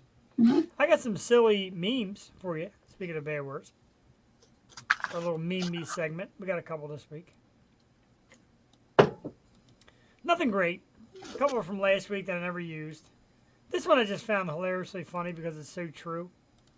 I thought of my wife being down the game tonight. It says here you should be in hell, but since you're a Phillies fan, we'll count that as time served. Very nice. I agree there. This one. Dad, why is my sister's name Rose? Because your mother loves roses. Thanks, Dad. No problem, Seinfeld. Seinfeld fans out there, that one's terrific. When a cougar gets so old she needs a hearing aid, she becomes a deaf leopard. I love it. And this little thing here, Jewel. Talk about dirty. What do you mean it just snapped off the wall? It's the third time this week when your faucet looks just like a penis. Oh my goodness. Look at that thing. It's horrible. What's with the portable head, though? My head doesn't come off. It's horrible looking. Terrible. It's that. Me's. Struggling this week. Struggling big time. I know. Who put it up? It's like, you know the Mario game where the sun's trying to kill you? Yeah, I saw that. I saw that a lot. It is trying to kill us. It is. Nick Manhattan had it on his page today. Oh, boy. Yeah, so a lot of people have had that. It's true, though. I feel that. Guys, wear sunblock. Things like my eyes are like swollen shut. Wear body block. Let's do some topics. I know you like topics. I'm actually, there's one I was going to get into early and get real in-depth and serious, but now I don't really have the heart since we've been joking around a lot. But anyway, NHL player David Pastrnak and his wife lost their newborn baby over the weekend. Oh, That's terrible. And I know sports and people say the athletes have very little care, very little heart, and it's all about making money in sports. But, you know, Pastrnak even said it's impossible to even think about hockey right now. It's impossible to think about anything. He said, your son, my son will always be loved by this family. Tragic news. Can you even imagine? That's horrendous. I can't even begin to understand where you go from that, how you recover from that. I assume he'll be back next year playing, and that's his career, but that's brutal. It's a brutal story. I was going to hit it early, but like I said, I'm trying to keep the mood light, but a very sad story. So. Yeah, no, I don't even want to talk about that. Yeah. Joey's sleeping out tonight, and I miss her so much, so I can't even. I hear you. I can't. No, I can't fathom that. It's just. I don't know. I don't know how people recover. It's very tough. So condolences, of course, Pastrnak and his family from us here at the Yo Show. Let's get into some positive things. So My Chemical Romance. Good story here. The former drummer, which I didn't know he was former until I read today. I thought he was the current drummer. Apparently not. Former drummer Bob Breyer said he's auctioning off his Black Parade era drum set. So during the era where Black Parade came out, he had this really cool looking drum set, all designed in the Black Parade thing. It was really cool, but they're auctioning them off, and the proceeds, very cool here, proceeds go to the Williamson County Animal Shelter. Very great. So it's a shelter for,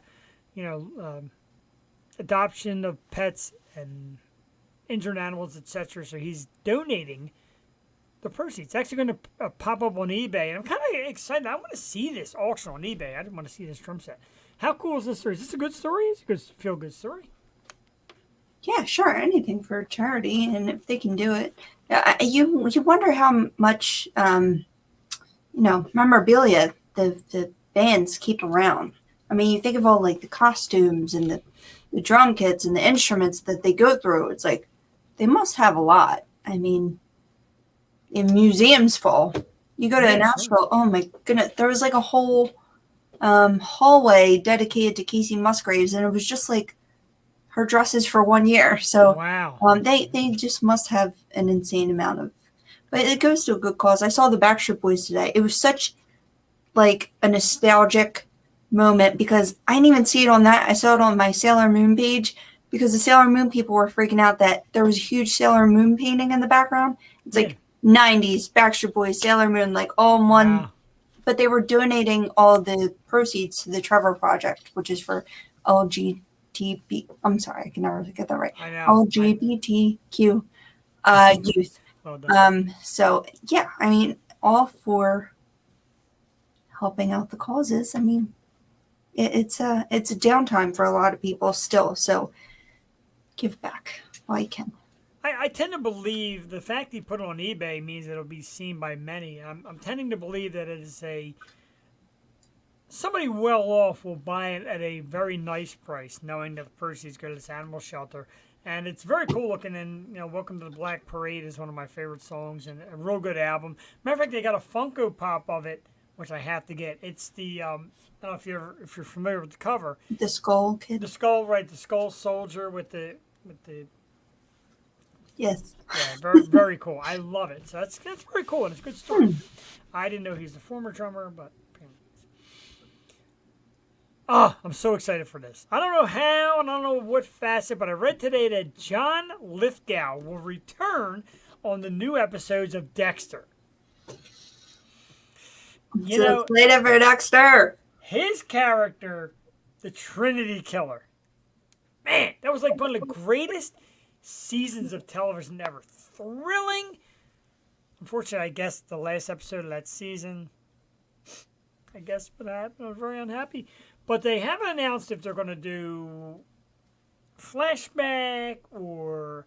Yeah, like what? I'm forgetting like what was his or demise or if he even got one. Like I totally forget. I forget too. I actually have to go back and check that now because I'm really dying to find out. Or is he even going to be the Trinity Killer? Or maybe it's just a guy and reminds Dexter of the Trinity Killer, maybe drags him out of that shell and brings him back. It has to be because that's the only one that really like got to him. And you see Dexter in the new previews and he's moved to a new city and everyone knows him by a different name, like all the kids and everything. So I don't know. I'm excited. I'm going to watch either way. Oh, yeah. I'm so stoked for this. And I remember when I first started watching the series and my buddy Tommy says, wait till you get to season 4. And I'm like, what? Yes. Is this all I got to say is John Lithgow, season 4, and that's all I'm telling you because you just got to watch. And man, one of the best seasons of like a series television show ever. Phenomenal. And now he's coming back. Great job by the writers on to bring him back. I'm dying to see how they bring him in. I really hope they bring in Serena too, because that was his girlfriend in the last season with his son. But she's huge on The Handmaid's Tale. Everyone knows. Hannah, right? Hannah was her name in Dexter, and she's Serena in Handmaid's Tale. Yvonne something, I forget her name, sorry. But yeah, hopefully they bring her back. We know some other people that just give it away, so yeah, exactly. No spoilers. Right, no, I'm dying to see it. My wife still has not watched the end of Handmaid's Tale, by the way. Oh, that was so crazy. She hasn't watched it? Just why? Just why? I know, why? Why not? I don't know. She gets into all these shows and then... Because now she's in Manifest and she's watching... She calls it a cross between... Lost? No, cross between... No, a different show. Oh. Cross between Sons of Anarchy and I think Breaking Bad. It's that new Animal Kingdom.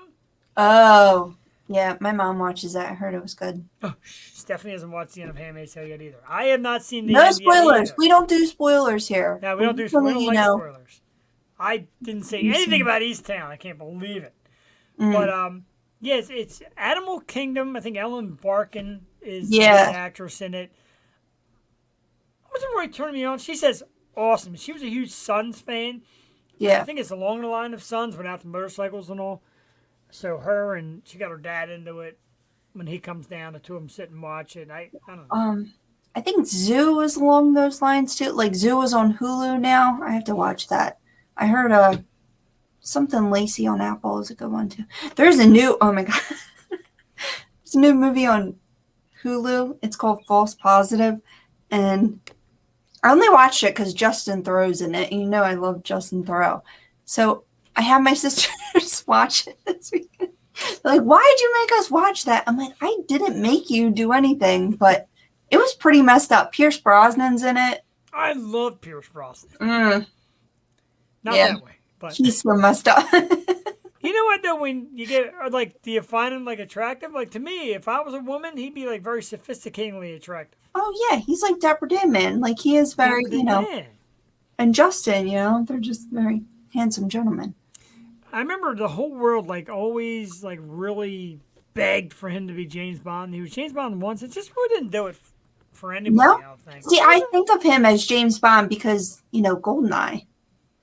Right. He's that James Bond, but I think of I don't think of James Bond. I know Sean Connery and who's Madonna's dude? Clive. Yeah. Craig. What's his name? Craig Ferguson? No. I love Craig Ferguson. I love Craig Ferguson. Unfortunately, it reminds gotta me get of my Craig mom. Ferguson on here. My mom used to love Craig Ferguson and met in Atlantic City, and she said he's funnier in person. I would die. I literally cracked up at his late night. Like, he's hilarious. She said he's very he's quirkier in real life. Like that's genuinely him. Like yeah. He's like Will Ferrell. He just like gives a look and it's funny. So I used to listen to Ron Burgundy's podcast. That has to be hilarious. My wife says she's going to McDonald's after the game. She's probably had a beer or two. I'm gonna put in my order. I need a little McDonald's. Big Mac and beer. Big Mac and beer. That's her thing too. And I tell you what, man, whenever I get my drink on, there was something about McDonald's that just, I tell you, man. It would have to be like 2 a.m. or later for me to settle for McDonald's. It's like yeah. I mean, I don't mind their breakfast. I like their breakfast. I like the Egg McMuffin. Ooh, yeah. I love the Egg McMuffin. We always used to do that after the fry house. We would go to the fry house and then go to McDonald's at like 3 a.m, get the steak, egg, and cheese. They did have, like, it was good back then.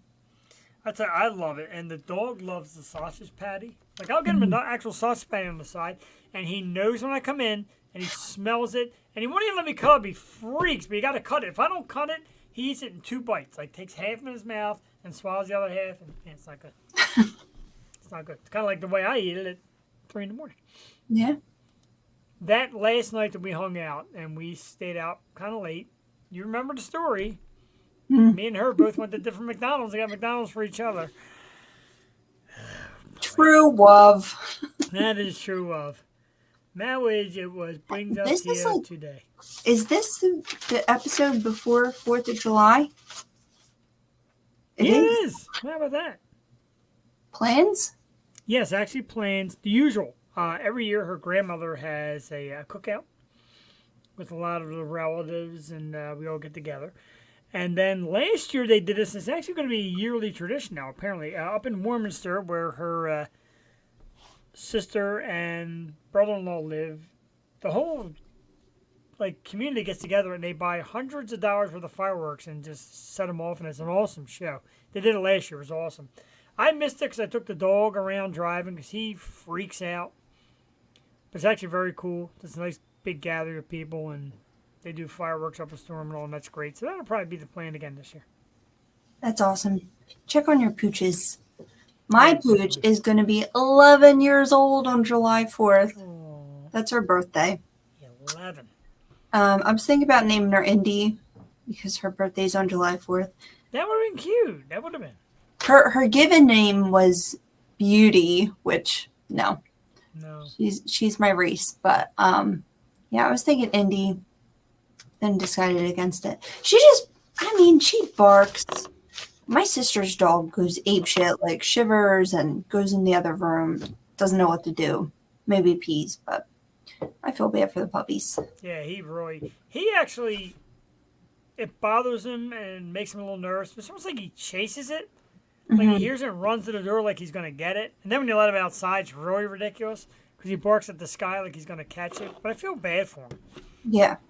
We're thinking about getting the thunder coop, but I think we're running out of time. It's crazy because, girl dogs are more protective of their people. Yeah. And boy dogs are more territorial. Yes. They protect the home and everything. So he probably thinks, I have to hold this shit down. He does. Like I say, he goes up to the step and he looks down out the glass window at times, like in the morning, and he, squirrels, groundhogs, birds, he loses his shit, man. Like, yo, my turf. Yeah. He's a good boy. He's my boy. He was down here earlier. He went back upstairs. Last week I got him on the show. I guess he got mad. He won't be on the show again this week. I know. Everyone left me tonight. The cat didn't even come up. Yeah, no cat. I know. Wow. Joey's sleeping at the grandparents. I'm flying solo. The whole strip down Tuesday thing. Speaking of stripping down, there's a cat down here. Oh my God. Speaking of stripping down. But yeah, Tuesday nights. This will be us for next a few months, and we're going to try it out. If it works, we'll stick with it. We'll see. So far, like it. So far, so good. We've done good. We appreciate everybody that's come check us out and has come watch us on the show. Of course, Connie Giordano was awesome. We thank her as well. A couple more topics. This one I don't like at all, and this pisses me off. Nothing pisses me off more than a former athlete or a former actor who years and years later, after all their success, and they revel in it and pump their chest to it, decide to come out and talk years later. Scottie Pippen, former member of the Chicago Bulls, a guy known as, later in his career, kind of a choke artist or kind of a bailout guy. Now, last week he was on Kevin Durant and Ben Simmons. Had a lot to say about those players, and a lot of people came out and said, yeah, you can't say nothing about Kevin Durant. Guy's one of the best players in the game. So this week he decides to come out, and he's on the Dan Patrick Show, and he's talking about a play where former coach Phil Jackson decides to draw the play up for rookie Tony Kukoc. Now, Kukoc was foreigner, white player, and Pippen for that calls Jackson racist. So Dan Patrick said, are you saying he's racist? Pippen says, let's just say I have no problem saying that. So he comes out and calls him racist. Then he turns around and attacks Michael Jordan, his former teammate. Called him selfish. The baseball move was selfish. And then said how Jordan was an actor. And when the camera was on, he acted one way. Camera was off, he acted another way towards his teammates, towards the game, etc., etc., etc. So Pippen's had a lot to say lately. I don't know if he's trying to sell something new, get relevant, whatever, but a lot to say lately. How do you feel about somebody who waits, maybe 20 years to bring up these topics and say them so boldly, like, oh, yeah, you know, and how don't you know? I wonder if they couldn't say it at the time, so now they're bringing it up. It's a long time, though, and I understand. And he came out and said, well, Phil Jackson even attacked Kobe Bryant, and he wrote the book, and he put things in it about Kobe, and then came back next year and coached. Well, Kobe's a legend, number one. Number two, Pippen is mad at Phil Jackson for taking things that are in the locker room and making them public. Meanwhile, that's what he's doing here. He's taking locker room talk and making it public. Yeah, like if it hasn't, if you're never going to settle it, then why bring it up? Exactly. Just to cause problems now, because that's what you're doing. I don't know. It happens now, and I know the world is very race conscious now, and I get that. And it even came out with like Jalen Rose, where they're talking about the U.S. team, and they took in Kevin Love, and he says white token. All right, whatever. And Rose said, hey, look, I'm an educated man who went to college. Journalism was where I got my degree, and I'm allowed to have an opinion. That's good. I like the fact that Rose came out and said it, because I think everybody should be entitled to an opinion. Even if it's one that sounds edgy, even if it's one that somebody doesn't like, we're all entitled to an opinion, right? Are you? Right. When I don't say it like me and you, the beauty of our program, what we do here, it's not like an opinion like, this is what I'm saying, if you don't like it, don't watch. It's just, again, this is my opinion. It goes back to the Charles Barkley thing. Like, no, you can't say anything you want. You just can't. And if you got a problem with that, you shouldn't be on TV right now, because you're not going to get away with it. It's just not how today works. And that was the thing with Jalen Rose, where he said, people told me I disgraced the game by making a Kevin Love comment. Well, guess what? I don't think I should have to apologize. But he did. He apologized to some of the legends of the game, Magic Johnsons, Larry Birds, etc., and apologized for what was deemed as not a great comment. But he still said, look, I'm going to make my opinions. That's what I'm here for. That's what I'm But now they apologize and they have nothing to lose. Before they could say it and they would have everything to lose. So what's to stop them from saying it now? Oh, if you just issue an apology right away? Right, exactly. It seems like say whatever you want as long as you come right back and apologize. And Jalen Rose is never a guy I was a fan of. He had a decent NBA career. Now he's like the big mouth of the NBA on ESPN. And, I'm turned off by the things that people say only because somebody can say it, like, I don't have an opinion. 3 other people say, hey, your opinion ain't welcome here. You got to apologize. You need to lose your livelihood, and etc.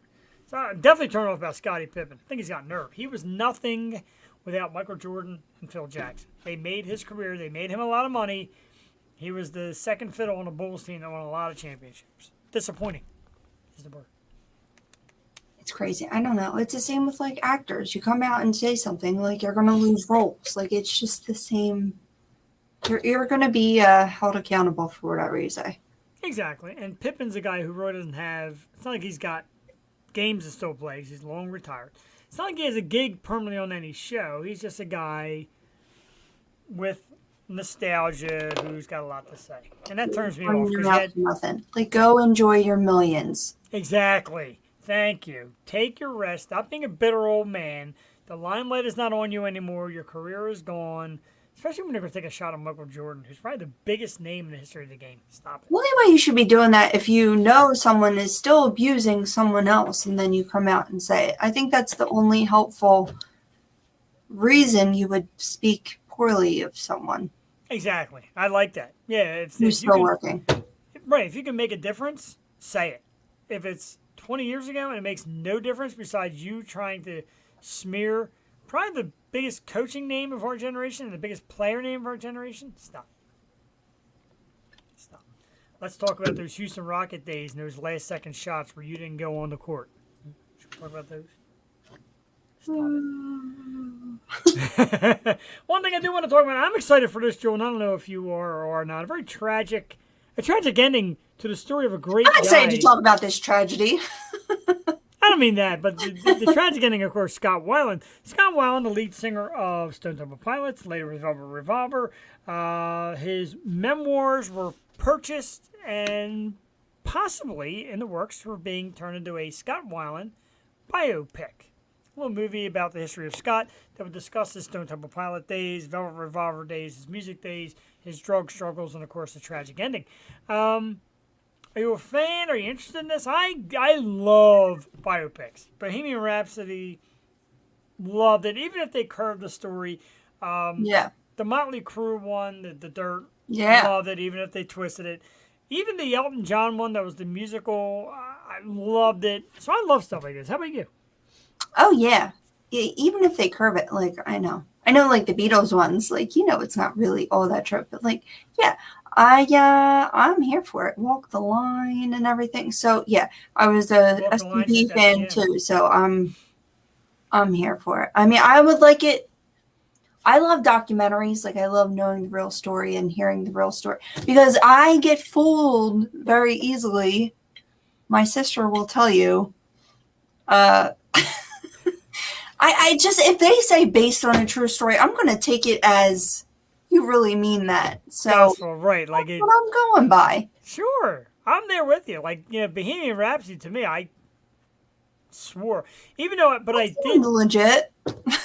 But I knew, just from knowing, that the band had no idea he had AIDS before Live Aid. They didn't know until after Live Aid. And I knew that. And that's why in the movie, they're like, they make it say this triumphant return. They had to do it because he's got AIDS. It wasn't how it was. But it's still really made for a great part of the movie. Like, when he's singing on Live Aid, and the band's, like, just in awe, like, wow. Like, he's kicking ass despite being so sick. It's a nice storyline. It's a nice twist. Yeah.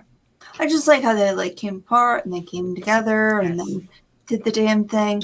I would love to see a Bruce one. I know you're not a fan, but I know they did that one. It was, like, but it wasn't a biopic. I like biopics a lot because I like knowing the origin stories. There's a great, and I watch a lot of YouTube, and there's actually like an hour and a half documentary about Weiland actually ending up with Velvet Revolver and how they had another singer who auditioned, and Weiland missed an audition, and then they had guys come in that were disasters. Really good. Really good. I love stuff like that. Yeah. Love knowing behind the scenes stuff. MTV Behind the Music, that was, or VH1, all of them. Isn't that coming? I thought that was coming back. Well, I don't know. Like Prime just did that Pink one. That Pink one was really good. Even if you're not a fan of her, you can appreciate like just being there, like to see the things that you know what I mean? Like I just like that shit. It's like real reality. So I'm down for that. Our good friends at Disney continue to battle with the Star Wars fans, and this time they have done it with the legendary Boba Fett spaceship formerly known as Slave One. Now, Disney is removing the name Slave One from its toys and its products. Lego has agreed to remove it. Now it's just being known as Boba Fett's spaceship, no longer Slave One, because that name is offensive. The best line of the whole thing, Jewel, Twitter is, and I almost shared our show to Twitter. I'm like, I don't know if I want Twitter people critiquing me because they're a pretty angry bunch. One guy says, what happens if Disney gets upset with the word wars in Star Wars? And they'll change the name to Star Disputes, which I thought was freaking hilarious. Really? No. Slave Well, One? Disney, you know what? The people at Disney today have a hard job. They are probably getting bombarded with, I mean, Disney has, everyone knows, messed up in the past, but that was the art of the past. So they put a disclaimer on all their videos. We talked about this before. Yeah. And it's just like, yo, this was made by this creator under Disney with these beloved characters in the mix. Like, what do you do with that? Do you scrap every grim fairy tale that it was based off of? Like, you can't change history. Like, that's what it was then. And they put a disclaimer like, this is not right. This is, you know what I mean? But in the new movies, like when Disney remakes a movie, like they did Lady and the Tramp, they changed characters as to not be offensive. So they have a tough job because it's not right for this day and age, but still they want to story tell. So I don't know, man. Right. And you're pissing off the Star Wars nation. Nobody likes to pound the keyboards like angry Star Wars fans. Even the actor who replaced Jeremy Bulloch was the original Boba Fett. The actor who replaced him said, I don't really care what Disney calls it. For me, it's Slave One forever. That's the ship. Boba Fett's the character, and that's it. I can't believe Star Wars is affiliated with Disney. Yeah, they like still. I just that's weird. That's just too huge. I know. I don't know. And now Nintendo is going to be affiliated with Disney. Right. Nintendo World 2025. Disney is going to be the monopoly. Crazy. And next they're going to say, Mario's offensive. Oh, I'm waiting for that. Mario and Luigi. I'm offended. I'm Italian. I'm offended by Italian plumbers. I'm telling you. I don't know. It's a weird time we're living in. It'll always be Slave One to me. One of the coolest spaceships in history. Love it. Great show tonight, Jewel Tadium. We got more great shows coming your way. Let's run down the list of who's coming up on the Yo Show in the next couple of weeks. We start out with next Tuesday night, remember? Tuesday night now, everybody. Ladies did a great job of finding us tonight. Next Tuesday night, we got an awesome one. You know I love classic rock music. You know Jewel loves music. The tune that'll stick in your head for What I Like About You from the Romantics, the one and only Mr. Mike Skill, ladies and gentlemen. Coming up next Tuesday, Mike Skill, guitarist and songwriter from the Romantics, now has his own music out, some great stuff. We are very excited to talk to him, and we need some rock and roll stories, Jewel. I need some rock and roll stories. So excited. We should go to Humeville and just play that song on repeat. Over and over again. And then film it. Well, then we can't play it on here. Yeah. July 13th. Maybe you can go live. Maybe. Yeah. I got to keep my mouth shut. No more picking on anybody. July 13th, the very cute and very funny, awesome comedian by the name of Cocky Rocky. I love the name alone. The name alone just really gets me excited. Does it? It does. I like the name, Cocky Rocky. She looks a little bit, when you look at her, she looks a little bit like, I don't know, Kat Denning? No. Cocky Rocky, July 13th. Love comedians. Love hearing comedians talk. They always say funny things, even when they're not trying. I love it. Yeah, we haven't had a comedian in like a long time. It's been a while. The last two we had Betsy Cox, and we had Betsy Cox, the local guy. Let's get her back. I actually have thought about it. I would love to get her back on. I think she's very funny. She did her interview from the car, which was great. But she can't do that now. No. They have to have a setup. Sorry. July 20th, another musician. Excellent.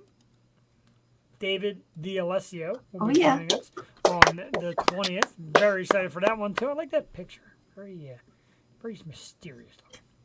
No, I'm so excited to work with Impact Marketing once again, too. Yeah, New welcome person back. Nika from Impact, so thank you guys. Yeah, definitely. We got great PR people, Jessica Katzfer, Melanie DuPont, and of course the gang from Impact. They bring us great guests. We're thrilled to have them. They're always just classy individuals that come on our program as well. So we thank you, the PR firms that work so hard to bring us these great names.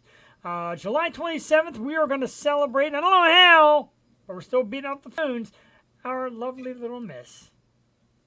Our darling little daughter, Miss Tiffany Mosher's birthday. She's kind of like our Yosho daughter. She's so cute, isn't she? 27th, we celebrate Tiffany's birthday. We're going to have mozzarella sticks and shots and cocktails and hopefully a very special guest. We're working. Phones are working. August 10th, no, it's not Kat Denning, but it's probably better than Kat Denning, ladies and gentlemen. One of my all-time favorites. A tremendous actress. You remember her as Little Gracie on The Nanny, and now she's all grown up and doing great roles. The beautiful and talented Miss Madeline Zima. Oh, yeah. Ow! Oh, my. Jeff be crushing. I sound like Luigi. Oh, yeah. Oh, yeah. Yes. I'm so excited for Maddie Oh, Zima. my. August 10th, Maddie Zima. She's in a new program that Jewel's keeping up on. Jewel does her Madeline Zima homework. She's a big fan. As am I. Love Yeah, Madeline. she's on Hacks with Jean Smart, who was on Mare Of Easttown. Yes. How Very- exciting. Very exciting. Yo, when I'm in LA, Maddie, just hit me up and we'll have Right? some coffee. You know, if it wouldn't cause friction, I would give you Maddie's phone number because it's in my phone. Why would it cause friction? Because I shouldn't really be giving out Maddie's phone number. No, but you could say, yo, my Yosho co-host will be in La La Land. Yeah. Oh, jeez. Yeah. I want to go to Alfred's because I heard that's where Lana gets her coffee. So I'll be yeah. around those areas. You would faint. You would legit faint. You'd I'd be faint. redder than I am now. That's a moment I would love to see. Mm. So we're working on a couple more for mid-August. No guaranteed names yet, but we do have somebody coming September 8th. And a lovely local artist. She just played the local Pride Fest in the area to rave reviews. She's awesome. Lauren Cheadle, local singer, will be with it. Laura Cheadle, sorry, Laura. Laura Cheadle will be with us September 8th. She's a local Philadelphia girl, terrific performer, lovely young lady, and so quick to respond and says she's absolutely excited to come on and thrilled to do our show. We love that, and we love everybody that comes on here. A gigantic thanks once again, to Mare of Easttown star Connie Giordano, www.conniegiordano.com. Find her on Instagram at ConnieGiordano3, and of course, I am DB, Connie Giordano. Check out other locations to find her. A lot of off-Broadway shows, more movies, pictures coming up. She's definitely going to be somebody that we'll see in the near future. Jewel, I'm digging Tuesday nights. I like this, and what do you think? I like it too. It's and now we have the whole week to look forward to. I know, and it seems like it's going to be even longer until I see you again. Yeah. Same thing. It's only a week. A very tough week. We thank you, the audience. A lot of great people came out tonight to check us out. Don't forget, we got a lot of places to find us. Did that just take over the screen? Yeah, it did. It's fine. I don't need to see this anymore. Keep your eye out for the new Facebook page known as Jeff Jewel. It's me and Jewel basically. Very professional. Paying. Yeah, it is. It's just a basic Facebook account page. Of course, In case we get in trouble. In case we get in trouble. The Stupid Radio Network is our home on Facebook. Instagram at the Yosho215. Twitch at the Yosho. And of course, watch every episode as it happens on YouTube. Check out the Yosho, like and subscribe, and thank you for tuning in to the Yosho. Jeff, the Shark Perini, and Jewel Tatey, thanking you very much for coming on. We will see you next week with Mike Skill from the Romantics. Can't wait. We will take you out with the music of St. Ricketts, where fire cannot burn, at www.stricketts.com. Have a great night, everybody. Bye-bye. Bye. Am I full volume? Go.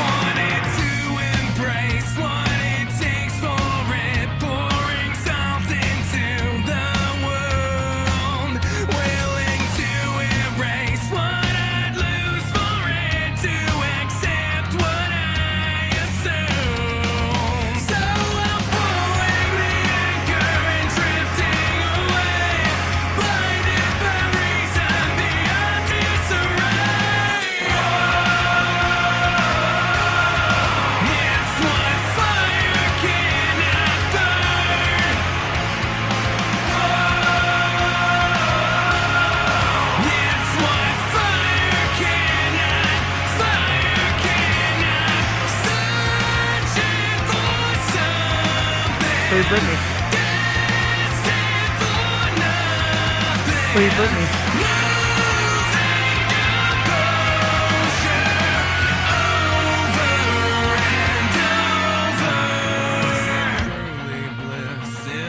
Taste of it, poison deeper than you know. Kindly answer this. Was the point of it just to reach new heights of low? So